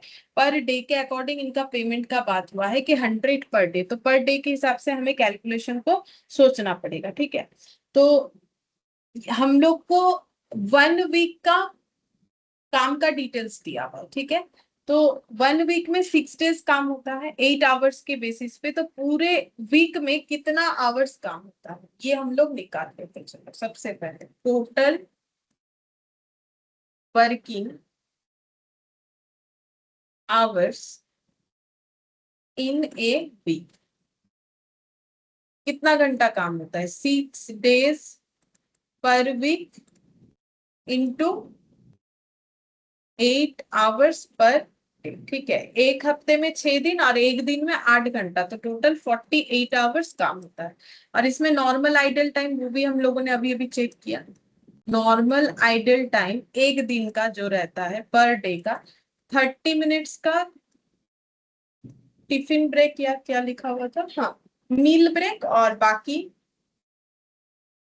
10 मिनट्स का रेस्ट, तो 40 मिनट्स जो है इनका नॉर्मल आइडियल टाइम, ठीक है। तो ये जैसे कि टोटल वर्किंग आवर्स वीकली निकला, तो normal ideal time per week भी निकालना पड़ेगा, ठीक है। एक दिन में अगर 40 मिनट्स का आइडियल टाइम होता है, तो एक हफ्ते में कितना होगा, एक हफ्ते में 6 दिन काम होता है, ठीक है। तो 6 दिन का 40 मिनट करके एक दिन का 240 मिनट जो है इनका जो है normal idle time per week होगा, और 240 मिनट मतलब 4 घंटा होता है, क्योंकि 60 से डिवाइड करने से पता चल जाएगा, मतलब 48 आवर्स में 4 आवर्स जो है ये हम लोग का आइडल टाइम नॉर्मल है। तो इफेक्टिव वर्किंग आवर्स कितना है,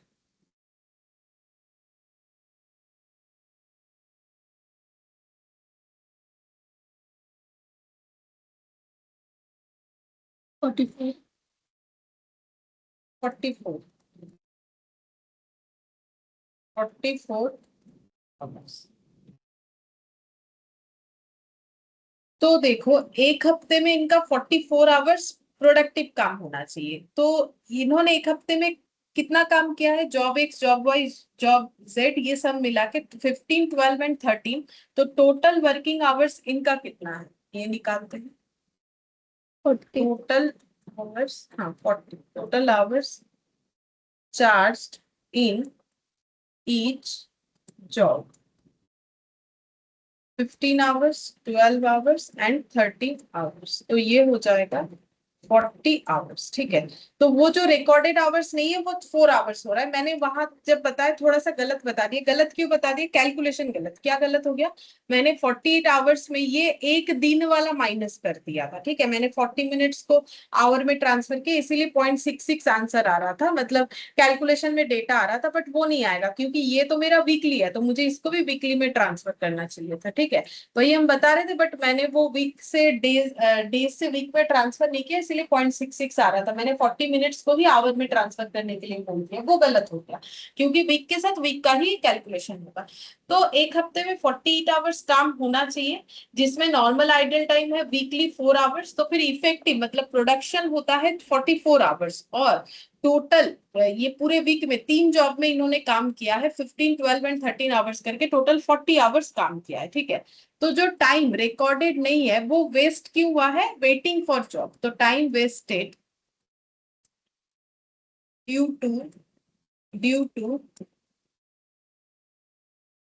wait for a job 44 minus 40 equal to 4 hours, ठीक है। 4 घंटा जो है वो जॉब में, एक जॉब से दूसरे जॉब में वेट करने के लिए हमें देना पड़ा, ठीक है। अच्छा, अब हम लोग को बताना है कि इनको टोटल वेजेस हमें कितना देना है, ठीक है।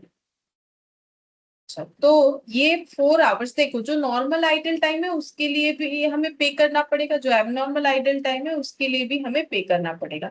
तो क्या ये एबनॉर्मल आइडल टाइम माने हम लोग time wasted waiting for a job, तो बोल रहे टाइम वेस्टेड, ये लैंग्वेज इन्होंने यूज कर रखा है टाइम वेस्टेड, तो वेस्टेड मतलब क्या होगा, नॉर्मल या एबनॉर्मल, क्या हम लोग कुछ नॉर्मल लॉस को वेस्टेड बोलेंगे।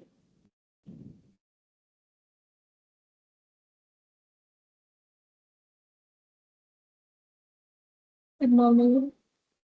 हाँ देख, वैसे वेस्ट दोनों तरीके का ही होता है, नॉर्मल भी होता है और एबनॉर्मल भी होता है। लेकिन जब यहाँ पर हमें नॉर्मल आइडल टाइम अलग से बता ही दिया है, तो इसका मतलब ये जो आ रहा है ना, ये हमें एबनॉर्मल मानना पड़ेगा। मतलब क्वेश्चन में ऑलरेडी नॉर्मल जो है ना वो हमें स्पेसिफाई कर देगा कि भाई ये मेरा नॉर्मल है। तो नॉर्मल आइडल टाइम स्पेसिफाई कर दिया, तो ये वाला मेरा हो जाएगा एबनॉर्मल। एबनॉर्मल आइडल, क्योंकि एक जॉब से दूसरे जॉब में जाने के लिए रेडी नहीं था, तो टाइम मतलब वेट करना पड़ा, तो इसके लिए प्रोडक्शन टाइम जो है वो कम मिला, लॉस हुआ। ठीक है, तो टोटल वेजेस कितना हो जाएगा? टोटल वेजेस पर डे हो जाएगा बेसिक प्लस डीए। तो बेसिक कितना? बेसिक है 100 और 120% ऑफ बेसिक, तो 100 प्लस 100 का 120%, तो कितना हो जाएगा? 120। तो टोटल मिला के 220 पर डे। ठीक है, एक दिन का 220 रुपए जो है वो वेजेस होता है। तो वेजेस फॉर ए वीक, क्योंकि वीक क्यों निकाल रहे? क्योंकि हम लोग को बोला है कि ये जॉब में जो इन्होंने काम किया, फिर हमें बताना है कि वेजेस कितना होगा वर्कर फॉर द वीक। ठीक है, तो wages for a week 220 into 6 days. एक दिन का 220, तो 6 दिन में, एक हफ्ते में 6 दिन काम होता है, तो 6 दिन का पेमेंट निकालेंगे 13 पर वीक। ठीक है, तो effective wage rate per hour कितना आ जाएगा? तो 1320 एक हफ्ते में पे किया जाता है। एक हफ्ते में कितना घंटा काम होता है? एक हफ्ते में इफेक्टिव काम होता है 44 आवर्स, डिवाइडेड बाय 44 आवर्स, तो देखो कितना होगा। 30, 30 इज 30 पर, तो डायरेक्टली 30 आएगा। मेरा कुछ गलत कैलकुलेशन की वजह से ऐसे। अच्छा, अब हम लोग को और क्या कैलकुलेट करने बोला, और एक चीज बोला है, state how do you allocate the wages of the worker for the week. तो हम लोग एलोकेट कहाँ करेंगे? जॉब में। ठीक है, तो जॉब में कैसे करके एलोकेट करेंगे, मतलब कौन से जॉब में कितना हम लोग वर्कर का कॉस्ट जो है एलोकेट करेंगे? तो एलोकेशन ऑफ वेजेस या फिर labour cost.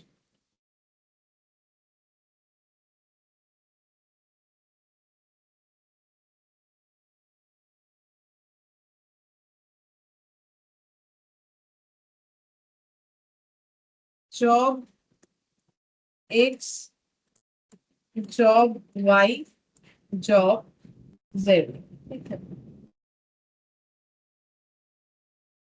Time 15 hours, 12 hours, 13 hours, ये दिया हुआ। ठीक है, अच्छा फिर यहाँ पर रेट पर आवर,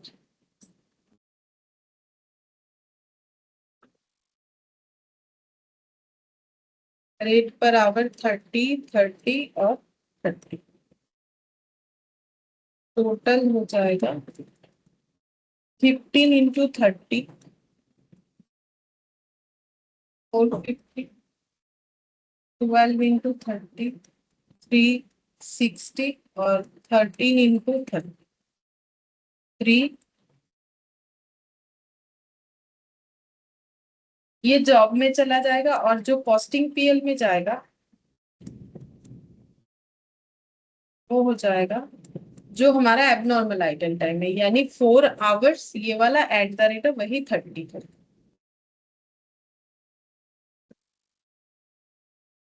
120।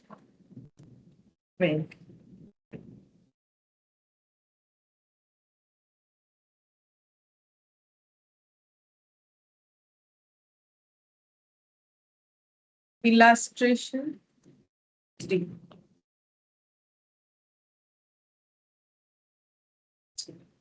इलास्ट्रेशन 3, इसमें क्या बोला है? Calculate the earning of A and B from the following particulars for a month and allocate the employee cost to each job X, Y and Z. ठीक है, तो इतना ही बोला हुआ है। तो हम लोग को कैलकुलेट करने क्या बोला है, कैलकुलेट करने के लिए बोल रहा है कि अर्निंग ए और बी का अर्निंग कितना है एक मंथ का, एक महीने का, and allocate the employ cost to each job, और जॉब में लेबर कॉस्ट का कितना ऐड करें, ये दोनों चीज, और ए बी को कितना पे करेंगे वो भी निकालना है। ठीक है, अब यहाँ पर बेसिक वेजेस दिया है दोनों का अलग अलग, DA contribution to PF on basic wages, contribution to ESI on basic wages, overtime A करेगा बी नहीं करेगा। The normal working hours for the month are 200, overtime is paid at double the total of normal wages and DNA silence. बोल रहा है कि normally 200 घंटा काम करना होता है, अगर कोई ओवर टाइम करता है जैसे कि ए ने किया है तो उसको कैसे पे करते हैं, नॉर्मल वेजेस का डबल पे करते हैं। ठीक है, जो normal wages and DNS allowance, अच्छा नॉर्मल वेजेस यानी बेसिक और डीएनएस अलाउंस मिला के जितना होता है उसका डबल पे करते हैं। एम्प्लॉयर्स कंट्रीब्यूशन जो है to state insurance and provident fund are at equal rate with employees contribution, employer contribution PF में और इम्प्लॉय कंट्रीब्यूशन पीएफ और ईएसआई में सेम है, मतलब इम्प्लॉय जितना करेगा इम्प्लॉयर भी उतना ही करेगा, या फिर इम्प्लॉयर जितना करेगा इम्प्लॉय उतना करेगा। The two workers are were employed on job XYZ in the following in the following proportion XYZ, A ने 40%, 30% और 30% काम किया है XYZ जॉब में, और वर्कर बी ने XYZ जॉब में 50, 20 और 30% काम किया है। Overtime was done on job Y, job Y ने ओवर टाइम, अच्छा जॉब वाई पे ओवर टाइम हुआ है, मतलब ए ने जो ओवर टाइम किया है वो कौन से जॉब में किया है, वाई में किया है। ये क्यों पता होना चाहिए, ताकि हम लोग वाई जॉब को कंप्लीट करने पे लेबर कॉस्ट कितना लगा है वो बता सके। ठीक है, तो ये हमें पता करना पड़ेगा। सबसे पहले हम लोग निकाल लेते हैं अर्निंग ऑफ द वर्कर, मतलब वर्कर का अर्निंग क्या है, तो अर्निंग क्या हो जाएगा, ये जो भी वर्कर को पेमेंट कर रहे हैं वही वर्कर का अर्निंग हो जाएगा। तो कैलकुलेट करते हैं earning of A and B, A B क्या मिलेगा, हम उतना स्ट्रक्चर नहीं बना रहे, ठीक है वो तुम लोग बना लो। बेसिक वेजेस जो है 10,000, 16,000, टीए 50% ऑफ बेसिक वेजेस, तो 50% ऑफ बेसिक वेजेस, तो ये 5,000 और 16,000 का 50% 8,000। अच्छा, फिर इसके बाद कंट्रीब्यूशन टू पीएफ 8% करके प्लस, अच्छा सबसे पहले हम लोग ये निकालेंगे कि डायरेक्टली इम्प्लॉय के पॉकेट में, एम्प्लॉयर के पॉकेट में, सॉरी एम्प्लॉय के पॉकेट में क्या जाता है, तो पीएफ में जो जाएगा वो उसका अर्निंग तो नहीं है ना, उसे पीएफ में कंट्रीब्यूट करना पड़ेगा अपने अपने जो अर्निंग है उससे, कितना 8%, बेसिक वेजेस का 8% उसे देना पड़ेगा। तो अर्निंग मतलब उसके पॉकेट में क्या जाएगा, उसको बेसिक वाला मिल जाएगा, डीए मिल जाएगा, ओवर टाइम मिल जाएगा, बाकी ईएसआई और पीएफ का जो है वो उसे मिलेगा नहीं, वो उसके टोटल पेमेंट से डिडक्ट होगा कि भाई इतना इतना आपको पीएफ और ईएसआई में डालना है। तो अब ऐड होना चाहिए ओवर टाइम, जो कि अभी तक हम लोगों ने निकाला नहीं है कि कितना होगा। ठीक है, वो निकाल लेंगे, जो कि सिर्फ ए के केस में जाएगा, बी के केस में होगा भी नहीं क्योंकि बी ने ओवर टाइम नहीं किया है। तो ग्रॉस वेजेस जो दिख रहा है वो हो गया हम लोग का 16 + 8 24,000, बी के केस में ए का निकालना पड़ेगा। तो जब हम ओवर टाइम निकालेंगे तब वो वाला पॉइंट लिखते हैं। ठीक है, अब मुझे क्या करना है, मुझे ये जो है इससे लेस कर देना है कंट्रीब्यूशन टू पीएफ और कंट्रीब्यूशन टू ईएसआई। ठीक है, कितना, तो पीएफ और ईएसआई तो कितना हो जाएगा 8% और 2%, तो यहाँ पर 8% और यहाँ पर 2%, 8% और 2% of basic wages, of basic wages. ठीक है, तो बेसिक वेजेस है 10,000, 10,000 का 8% 800 हो जाएगा, और दो 2% 5,000 का 200 रुपए हो जाएगा। तो इतना इतना उनके अकाउंट से कट जाएगा, मतलब उनके इन हैंड सैलरी जो है वो निकालेंगे, दैट इज नेट वेजेस, इसको हम लोग बोलेंगे इन हैंड सैलरी। ठीक है, तो ये हो जाएगा 8%, 16,000 का 8% और 2%, 8,000 का तो 8,000 का 2%, बेसिक 1280. वेजेस का ये कितना होगा? 16,000 का 2% मतलब 320। और ये वाला 1280. 1280। ठीक है, तो ये बी का तो निकल ही जाएगा, नेट वेजेस कितना होगा?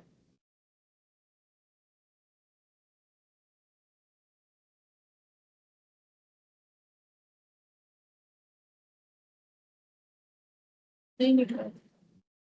22,400. 22। तो बी बी जो पैसा घर पे लेके जा सकता है वही उसका अर्निंग है, तो 22,400 जो है बी का अर्निंग हो जाएगा। ए का निकालने के लिए ओवर टाइम कैलकुलेट करना पड़ेगा, तो हम लोग ओवर टाइम कैलकुलेशन करते हैं, कैलकुलेशन ऑफ ओवर टाइम। ठीक है, तो ओवर टाइम कैलकुलेशन कर लेते हैं। तो यहाँ पर निकालते हैं वेजेस पर आवर नॉर्मली कितना है। ए के केस में 10,000 प्लस 5,000, ये देखो 10,000 प्लस 5,000 15,000। अब ओवर टाइम निकालने के लिए मुझे ये निकालना पड़ेगा कि normal working hours for the month are 200, overtime जो है वो डबल दिया जाता है नॉर्मल वेजेस और डीएनएस अलाउंस का। तो नॉर्मल वेजेस और डीएनएस अलाउंस ये जो दोनों अमाउंट 10,000 और 5,000 पे किया जाता है, ये 200 घंटा काम होने पर। अभी अभी तो यहाँ पर पढ़ा हम लोगों ने कि नॉर्मल वर्किंग आवर्स है 200 घंटा, तो नॉर्मल जो वेजेस दिया जाता है वो 200 घंटा काम करने के लिए, तो वेजेस पर आवर कितना हो गया? 15,000 डिवाइडेड बाई 200, तो कितना हो जाएगा? 75. 75 पर आवर। ठीक है, अब इसका डबल देंगे जब ओवर टाइम देंगे, तो over time wages per hour कितना हो जाएगा? इसका डबल, क्वेश्चन खुद बोला है कि इसका डबल देंगे, तो बोलो कितना हो जाएगा? 150. 75 इंटू 2, तो ये हो जाएगा ₹150 पर आवर करके देंगे। ठीक है, अब देखो ए ने कितना ओवर टाइम किया था, ए ने ओवर टाइम किया है 10 घंटा, तो ए का ओवर टाइम कितना हो जाएगा? ओवर टाइम फॉर ए कितना हो जाएगा? 150 hours at the rate into 10 hours, कितना हो जाएगा? 1550। 600. ठीक है, तब यहाँ ओवर टाइम लिख दो। टोटल लगाओ, 10,000 5,000 15 एक 16,500 माइनस 1,000, कितना हो जाएगा? 15,005। तो एक आंसर तो निकल गया, अर्निंग कितना है वर्कर लोगों का। ठीक है, अच्छा अब नेक्स्ट हम लोग निकालेंगे और क्या कैलकुलेट करने के लिए बोला है? ओवर टाइम जो है, अच्छा कितना कॉस्ट जो है हर एक जॉब में एलोकेट होगा वो हम लोग को निकालने के लिए। ठीक है, तो उसके लिए क्या निकालना पड़ेगा? वेजेस पर आवर कितना होता है। ठीक है, वेजेस पर आवर कितना हो रहा है वो निकालना पड़ेगा दोनों वर्कर का, तो निकालते हैं। तो ग्रॉस वेजेस,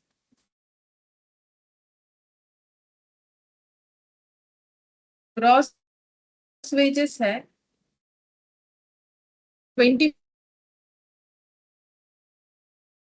में से हम लोग ओवर टाइम को एक बार एक्सक्लूड करें, बताते हैं एक्सक्लूडिंग ओवर टाइम। ठीक है, तो कितना हो जाएगा? 24,000 और यहाँ से 15,000। ठीक है, 15,000 और ये हो गया मेरा 24,000। ठीक है, फिर ऐड करेंगे एम्प्लॉयर्स कंट्रीब्यूशन टू पीएफ 800, और इसका है 12 वीक, और ये side employers contribution to ESI 200 और 320।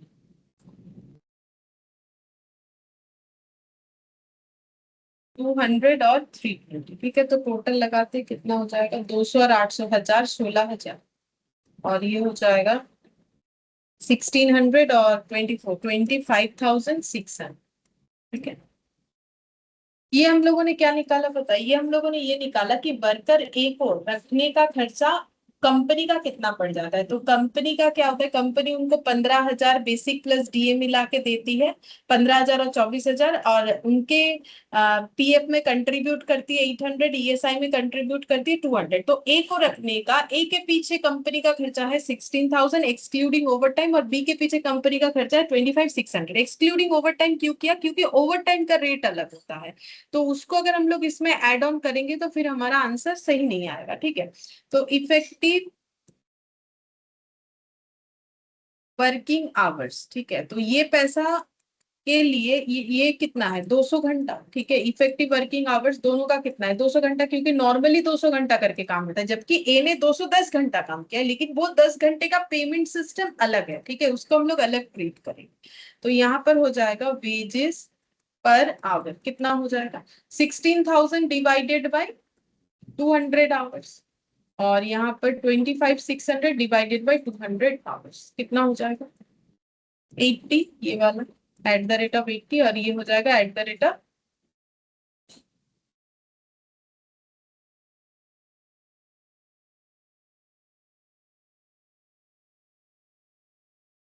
128. 128 पर आवर। ठीक है, अच्छा, अब हम लोग को जॉब में कैलकुलेट करके देना है कि कितना एलोकेट करें। ठीक है, तो यहाँ पर लिख देते हैं जॉब एक्स, वाई और जेड। ठीक है, वर्कर ए, तो ऑर्डिनरी वेजेस, तो वर्कर ए, ए का कितना, तो वर्कर ए ने 40% काम किया है पूरे जॉब का, तो टोटल वेजेस कितना है वर्कर ए का, टोटल वेजेस जो निकल के आया वो है 16,000, और ओवर टाइम किया है उसने, उसका पेमेंट है अलग दिखाएंगे 1,500। ठीक है, अच्छा, तो जॉब एक्स में वर्कर ए का ये 16,000 का जो हम लोगों ने टोटल वर्कर ए को पेमेंट किया, उसमें से जॉब एक्स में कितना चार्ज करे, तो 40%, 30%, 30%, तो 16,000 का 40% कितना हो जाएगा,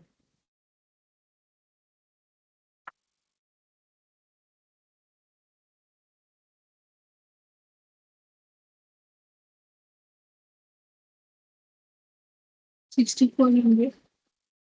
ये तो 4,800 होगा, और ये हो गया 6,400. 6,400।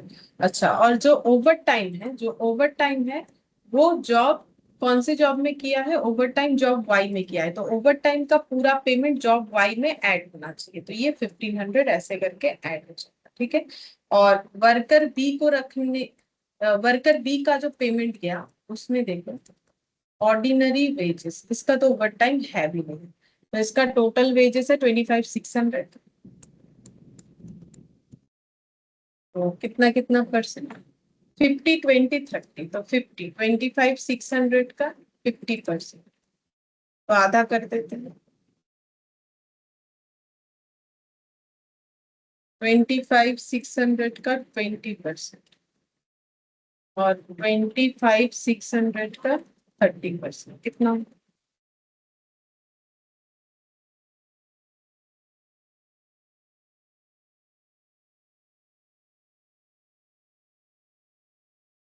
5,120,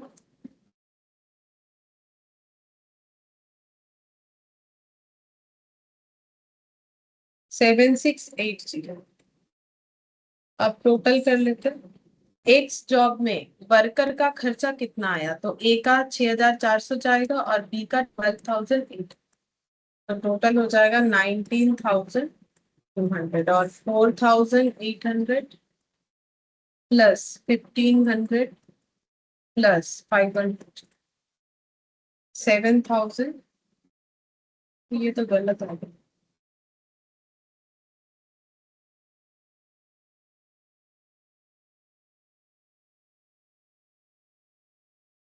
7,420. 11,420, और 4,800 और 7,680, 12,400 इतना जो है चार्ज होना चाहिए।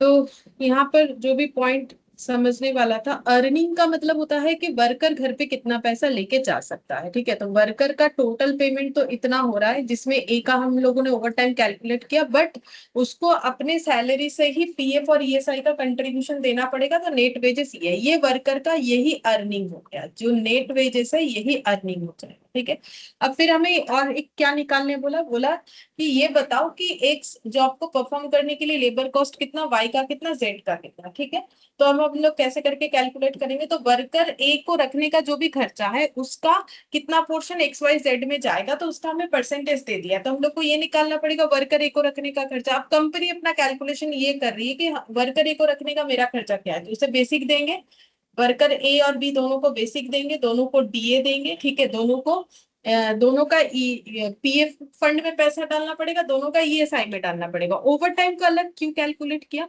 क्योंकि ओवर टाइम सभी जॉब में नहीं हुआ है और सभी वर्कर ने भी नहीं किया है। ओवर टाइम जो है वो सिर्फ और सिर्फ वाई में जाएगा, तो सीधा उसका कॉस्ट वहां चला जाएगा, ताकि हमें एट द रेट वैल्यू सही मिले, नॉर्मल वर्किंग आवर्स पे मिले। तो नॉर्मल वर्किंग आवर्स पे 80 करके मिला और 128 करके ये हमें पता चला। ठीक है, कि इफेक्टिवली जो अगर इफेक्टिव वर्किंग आवर्स के हिसाब से जाए तो वेजेस पर आवर इतना हो रहा है। बाकी ये अगर नहीं भी निकालोगे तो भी चलेगा। बोला था क्या निकालने, हाँ बोला था यहाँ पर ओवर टाइम वाज डन, देख लेते हैं बोला कि नहीं, मैंने तो निकाल दिया। Calculate the earning and allocate the employ cost. अच्छा, सिर्फ एलोकेट करने बोला employ cost to each job. ठीक है, तो अगर ये नहीं भी निकालोगे तो भी चलेगा। ठीक है, इसका तो हमें जरूरत नहीं है।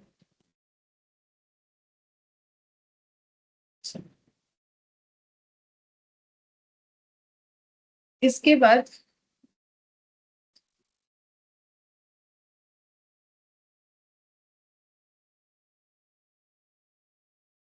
नेक्स्ट है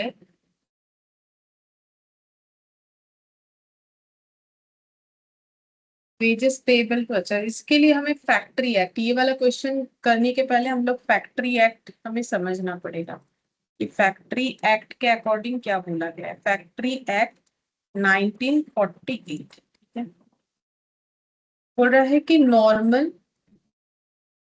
नॉर्मली 9 आवर्स पर डे जो है वो काम होना चाहिए, वर्किंग टाइम ये होना चाहिए। More than 9 hours in a day is called over time. ठीक है, अगर कोई वर्कर 9 घंटे से ज्यादा कोई भी दिन काम करेगा, तो वो जितना ज्यादा काम करेगा वो पूरे टाइम को ओवर टाइम माना जाएगा। ये फैक्ट्रीज एक्ट में बोला हुआ है, हमें ये फॉलो करना पड़ता है। अब जैसे एग्जाम्पल, वेजेस जो है मान लो किसी का है at the rate of 10 per hour. ठीक है, आवर्स वर्क है 12 आवर्स। ठीक है, तो फिर नॉर्मल वेजेस कितना हो गया, नॉर्मल मतलब ओवर टाइम वगैरह नहीं, नॉर्मल वेजेस। तो नॉर्मल वेजेस कितना हो जाएगा, 9 घंटा काम करने पे जो मिलेगा इंटू 10, तो ये कितना हो जाएगा 90 रुपीज। ठीक है, अब उसने एक्स्ट्रा जो ओवर टाइम किया वो कितना किया,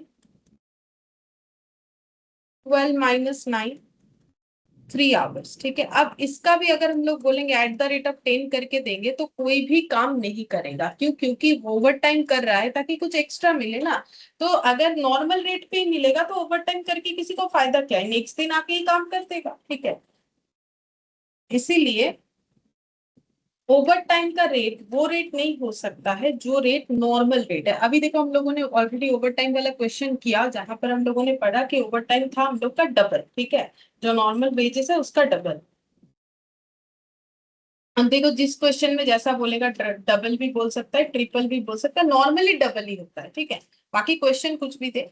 तो यहाँ पर अगर मुझे ओवर टाइम का पेमेंट कैलकुलेट करना है तो वो हम कैसे कैलकुलेट करेंगे, 3 घंटा जो ओवर टाइम हुआ है उसके लिए पेमेंट किया जाएगा नॉर्मल वेजेस रेट जो है उसका डबल, मतलब 20। तो ये 60 रुपीज का उसका अर्निंग होगा, तो उसका टोटल वेजेस हो जाएगा 60 ओवर टाइम 90 + 60। ठीक है, तो यहाँ पर हो जाएगा 150। तो ये 60 रुपीज को हम लोग बोलेंगे प्रीमियम एक्स्ट्रा। ठीक है, प्रीमियम फॉर ओवर टाइम। ठीक है, प्रीमियम फॉर ओवर टाइम हो जाएगा।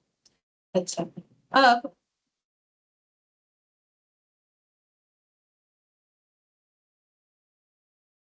नेक्स्ट लिखो।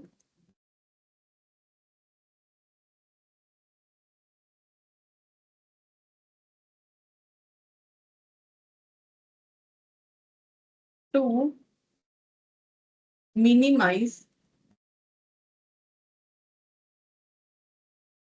Over time cost, we need to appoint a supervisor to check if a labor is spending his normal time as idle or no. A worker is entitled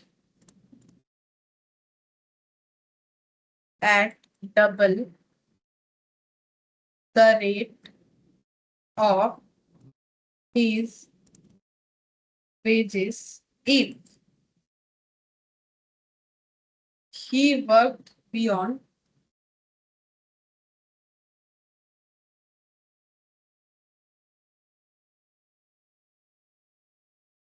9 hours in a day or beyond 48 hours in a week, which is higher.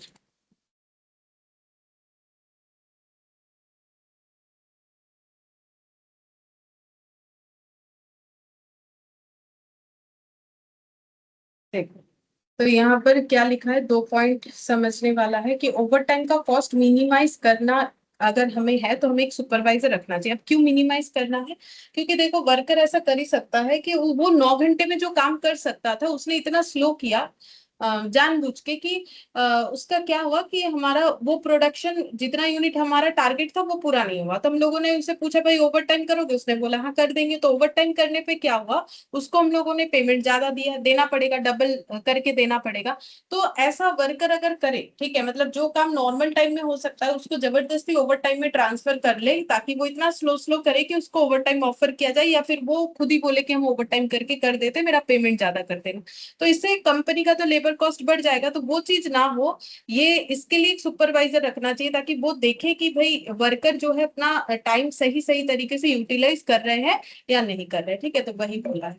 To minimize overtime cost, we need to appoint a supervisor to check if a labor is spending his normal time as idle or not.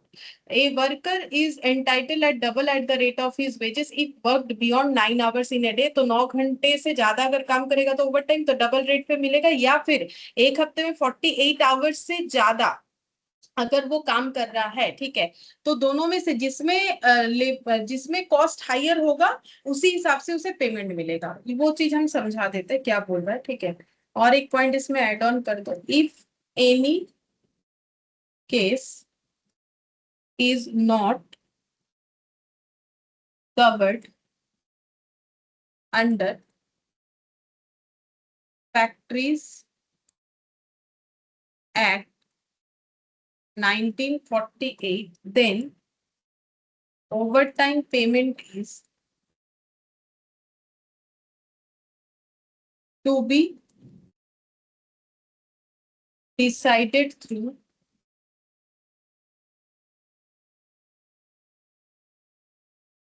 mutual agreement mutual agreement between management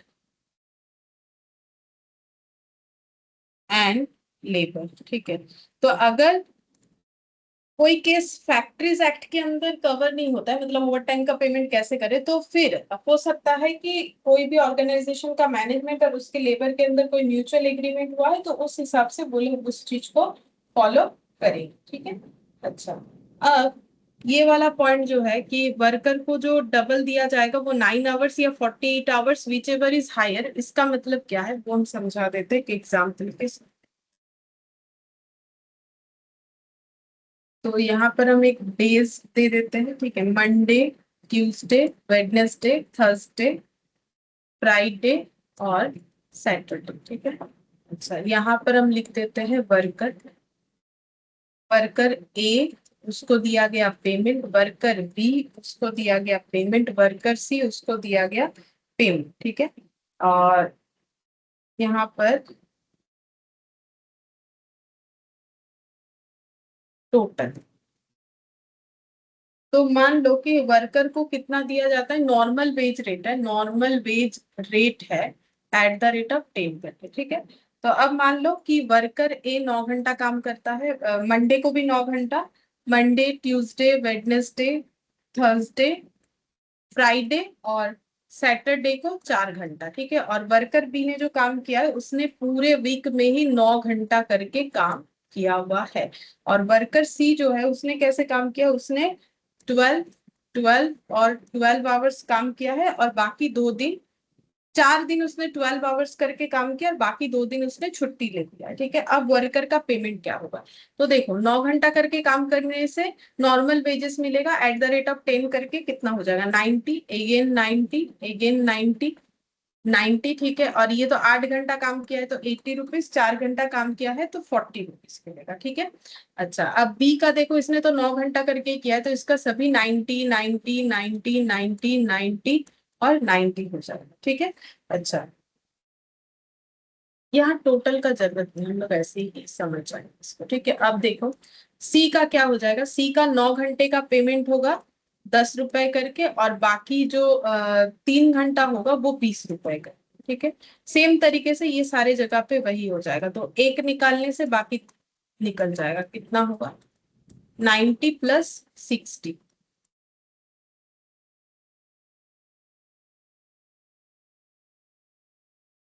कितना होता है, 90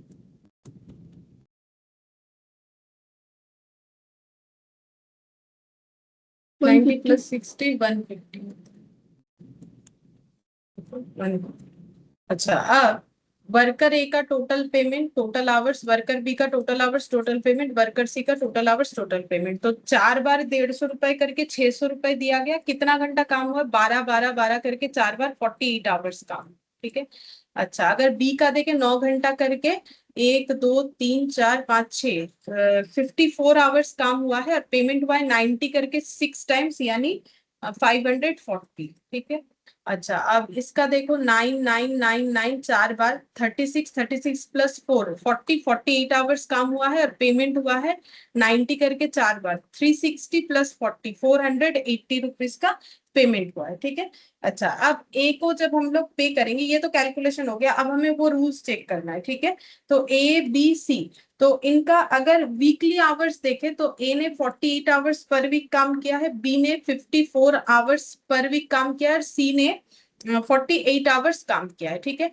अब rules क्या बोला था, बोल रहा है कि अगर किसी का वर्किंग जो टाइम है वो वीकली 48 आवर्स से ज्यादा हो जाता है तो फिर जो हायर वेजेस होगा वो हमें पे करना पड़ेगा। तो ए का तो 48 आवर्स से अगर हम लोग चेक करें तो 40 वीकली पेमेंट देखे तो 48 आवर्स इंटू 10, क्योंकि पर आवर 10 रुपीज करके 48 रुपीज देना पड़ेगा। और ए का जो नॉर्मल ऐसे निकल रहा है पर डे के हिसाब से वो भी 480 ही आ रहा है, ठीक है। तो ए का पेमेंट कितना आ जाएगा, ए का पेमेंट 480 आ जाएगा, क्योंकि दोनों प्रोसेस ही 480 आ रहा है। अगर हम लोग पर डे के हिसाब से चले तो भी 480 आ रहा है, और अगर वीक के हिसाब से चले तो भी 480 आ रहा है। अब बी के केस में देखना है, बी ने 48 आवर्स से ज्यादा काम किया है वीकली, तो 48 आवर्स से जितना ज्यादा है वो उसका ओवर टाइम कहलाएगा। तो बी का weekly over time, weekly hours के हिसाब से ओवर टाइम कितना आ रहा है, वैसे पर डे में कोई ओवर टाइम नहीं है, लेकिन वीकली अगर 48 से ज्यादा हो रहा है तो वो ओवर टाइम माना जाता है, तो कितना हो जाएगा, 6 आवर्स, ठीक है। अब 48 आवर्स का कितना करके मिलेगा, 10 रुपीज करके 480, और 6 आवर्स ओवर टाइम का 10 का डबल 20 यानी 120। तो दोनों का अगर टोटल करें तो ये आ जाता है 400 और 500, 600 रुपए, ठीक है। जबकि अगर हम लोग पर डे के बेसिस पे चले तो 540 आ रहा है, तो विच एवर इज हायर, तो बी को फिर कितना दे, 600 रुपए दे या फिर 540 दे, विच एवर इज हायर वही देना पड़ेगा। तो 600 और 540 में जो 600 देना पड़ेगा, ठीक है। और सी का 48 आवर्स जो है वो टाइम जो है वीकली होता है, तो 48 hours at the rate of 10 करके हो जाएगा 480 रुपीज, जबकि सी का पर डे के हिसाब से जाते हैं तो 600 रुपए होता है। तो फिर सी को कितना देना पड़ेगा हम लोग को, 600 rupees, whichever is higher का मतलब ये होता है। तो इस तरीके से कैलकुलेशन होगा, ठीक है। ये जो विच एवर इज हायर वाला कंसेप्ट मैंने बोला, तो ये समझा दिया। इसके बाद ही हम लोग ये इलास्ट्रेशन 4 वाला क्वेश्चन कर सकते हैं, ये अच्छे से समझ में आएगा। इसके बाद सारा ही वो ओवर टाइम रिलेटेड क्वेश्चन, ठीक है। फिर आज इतना ही करते हैं, बाकी नेक्स्ट क्लास में।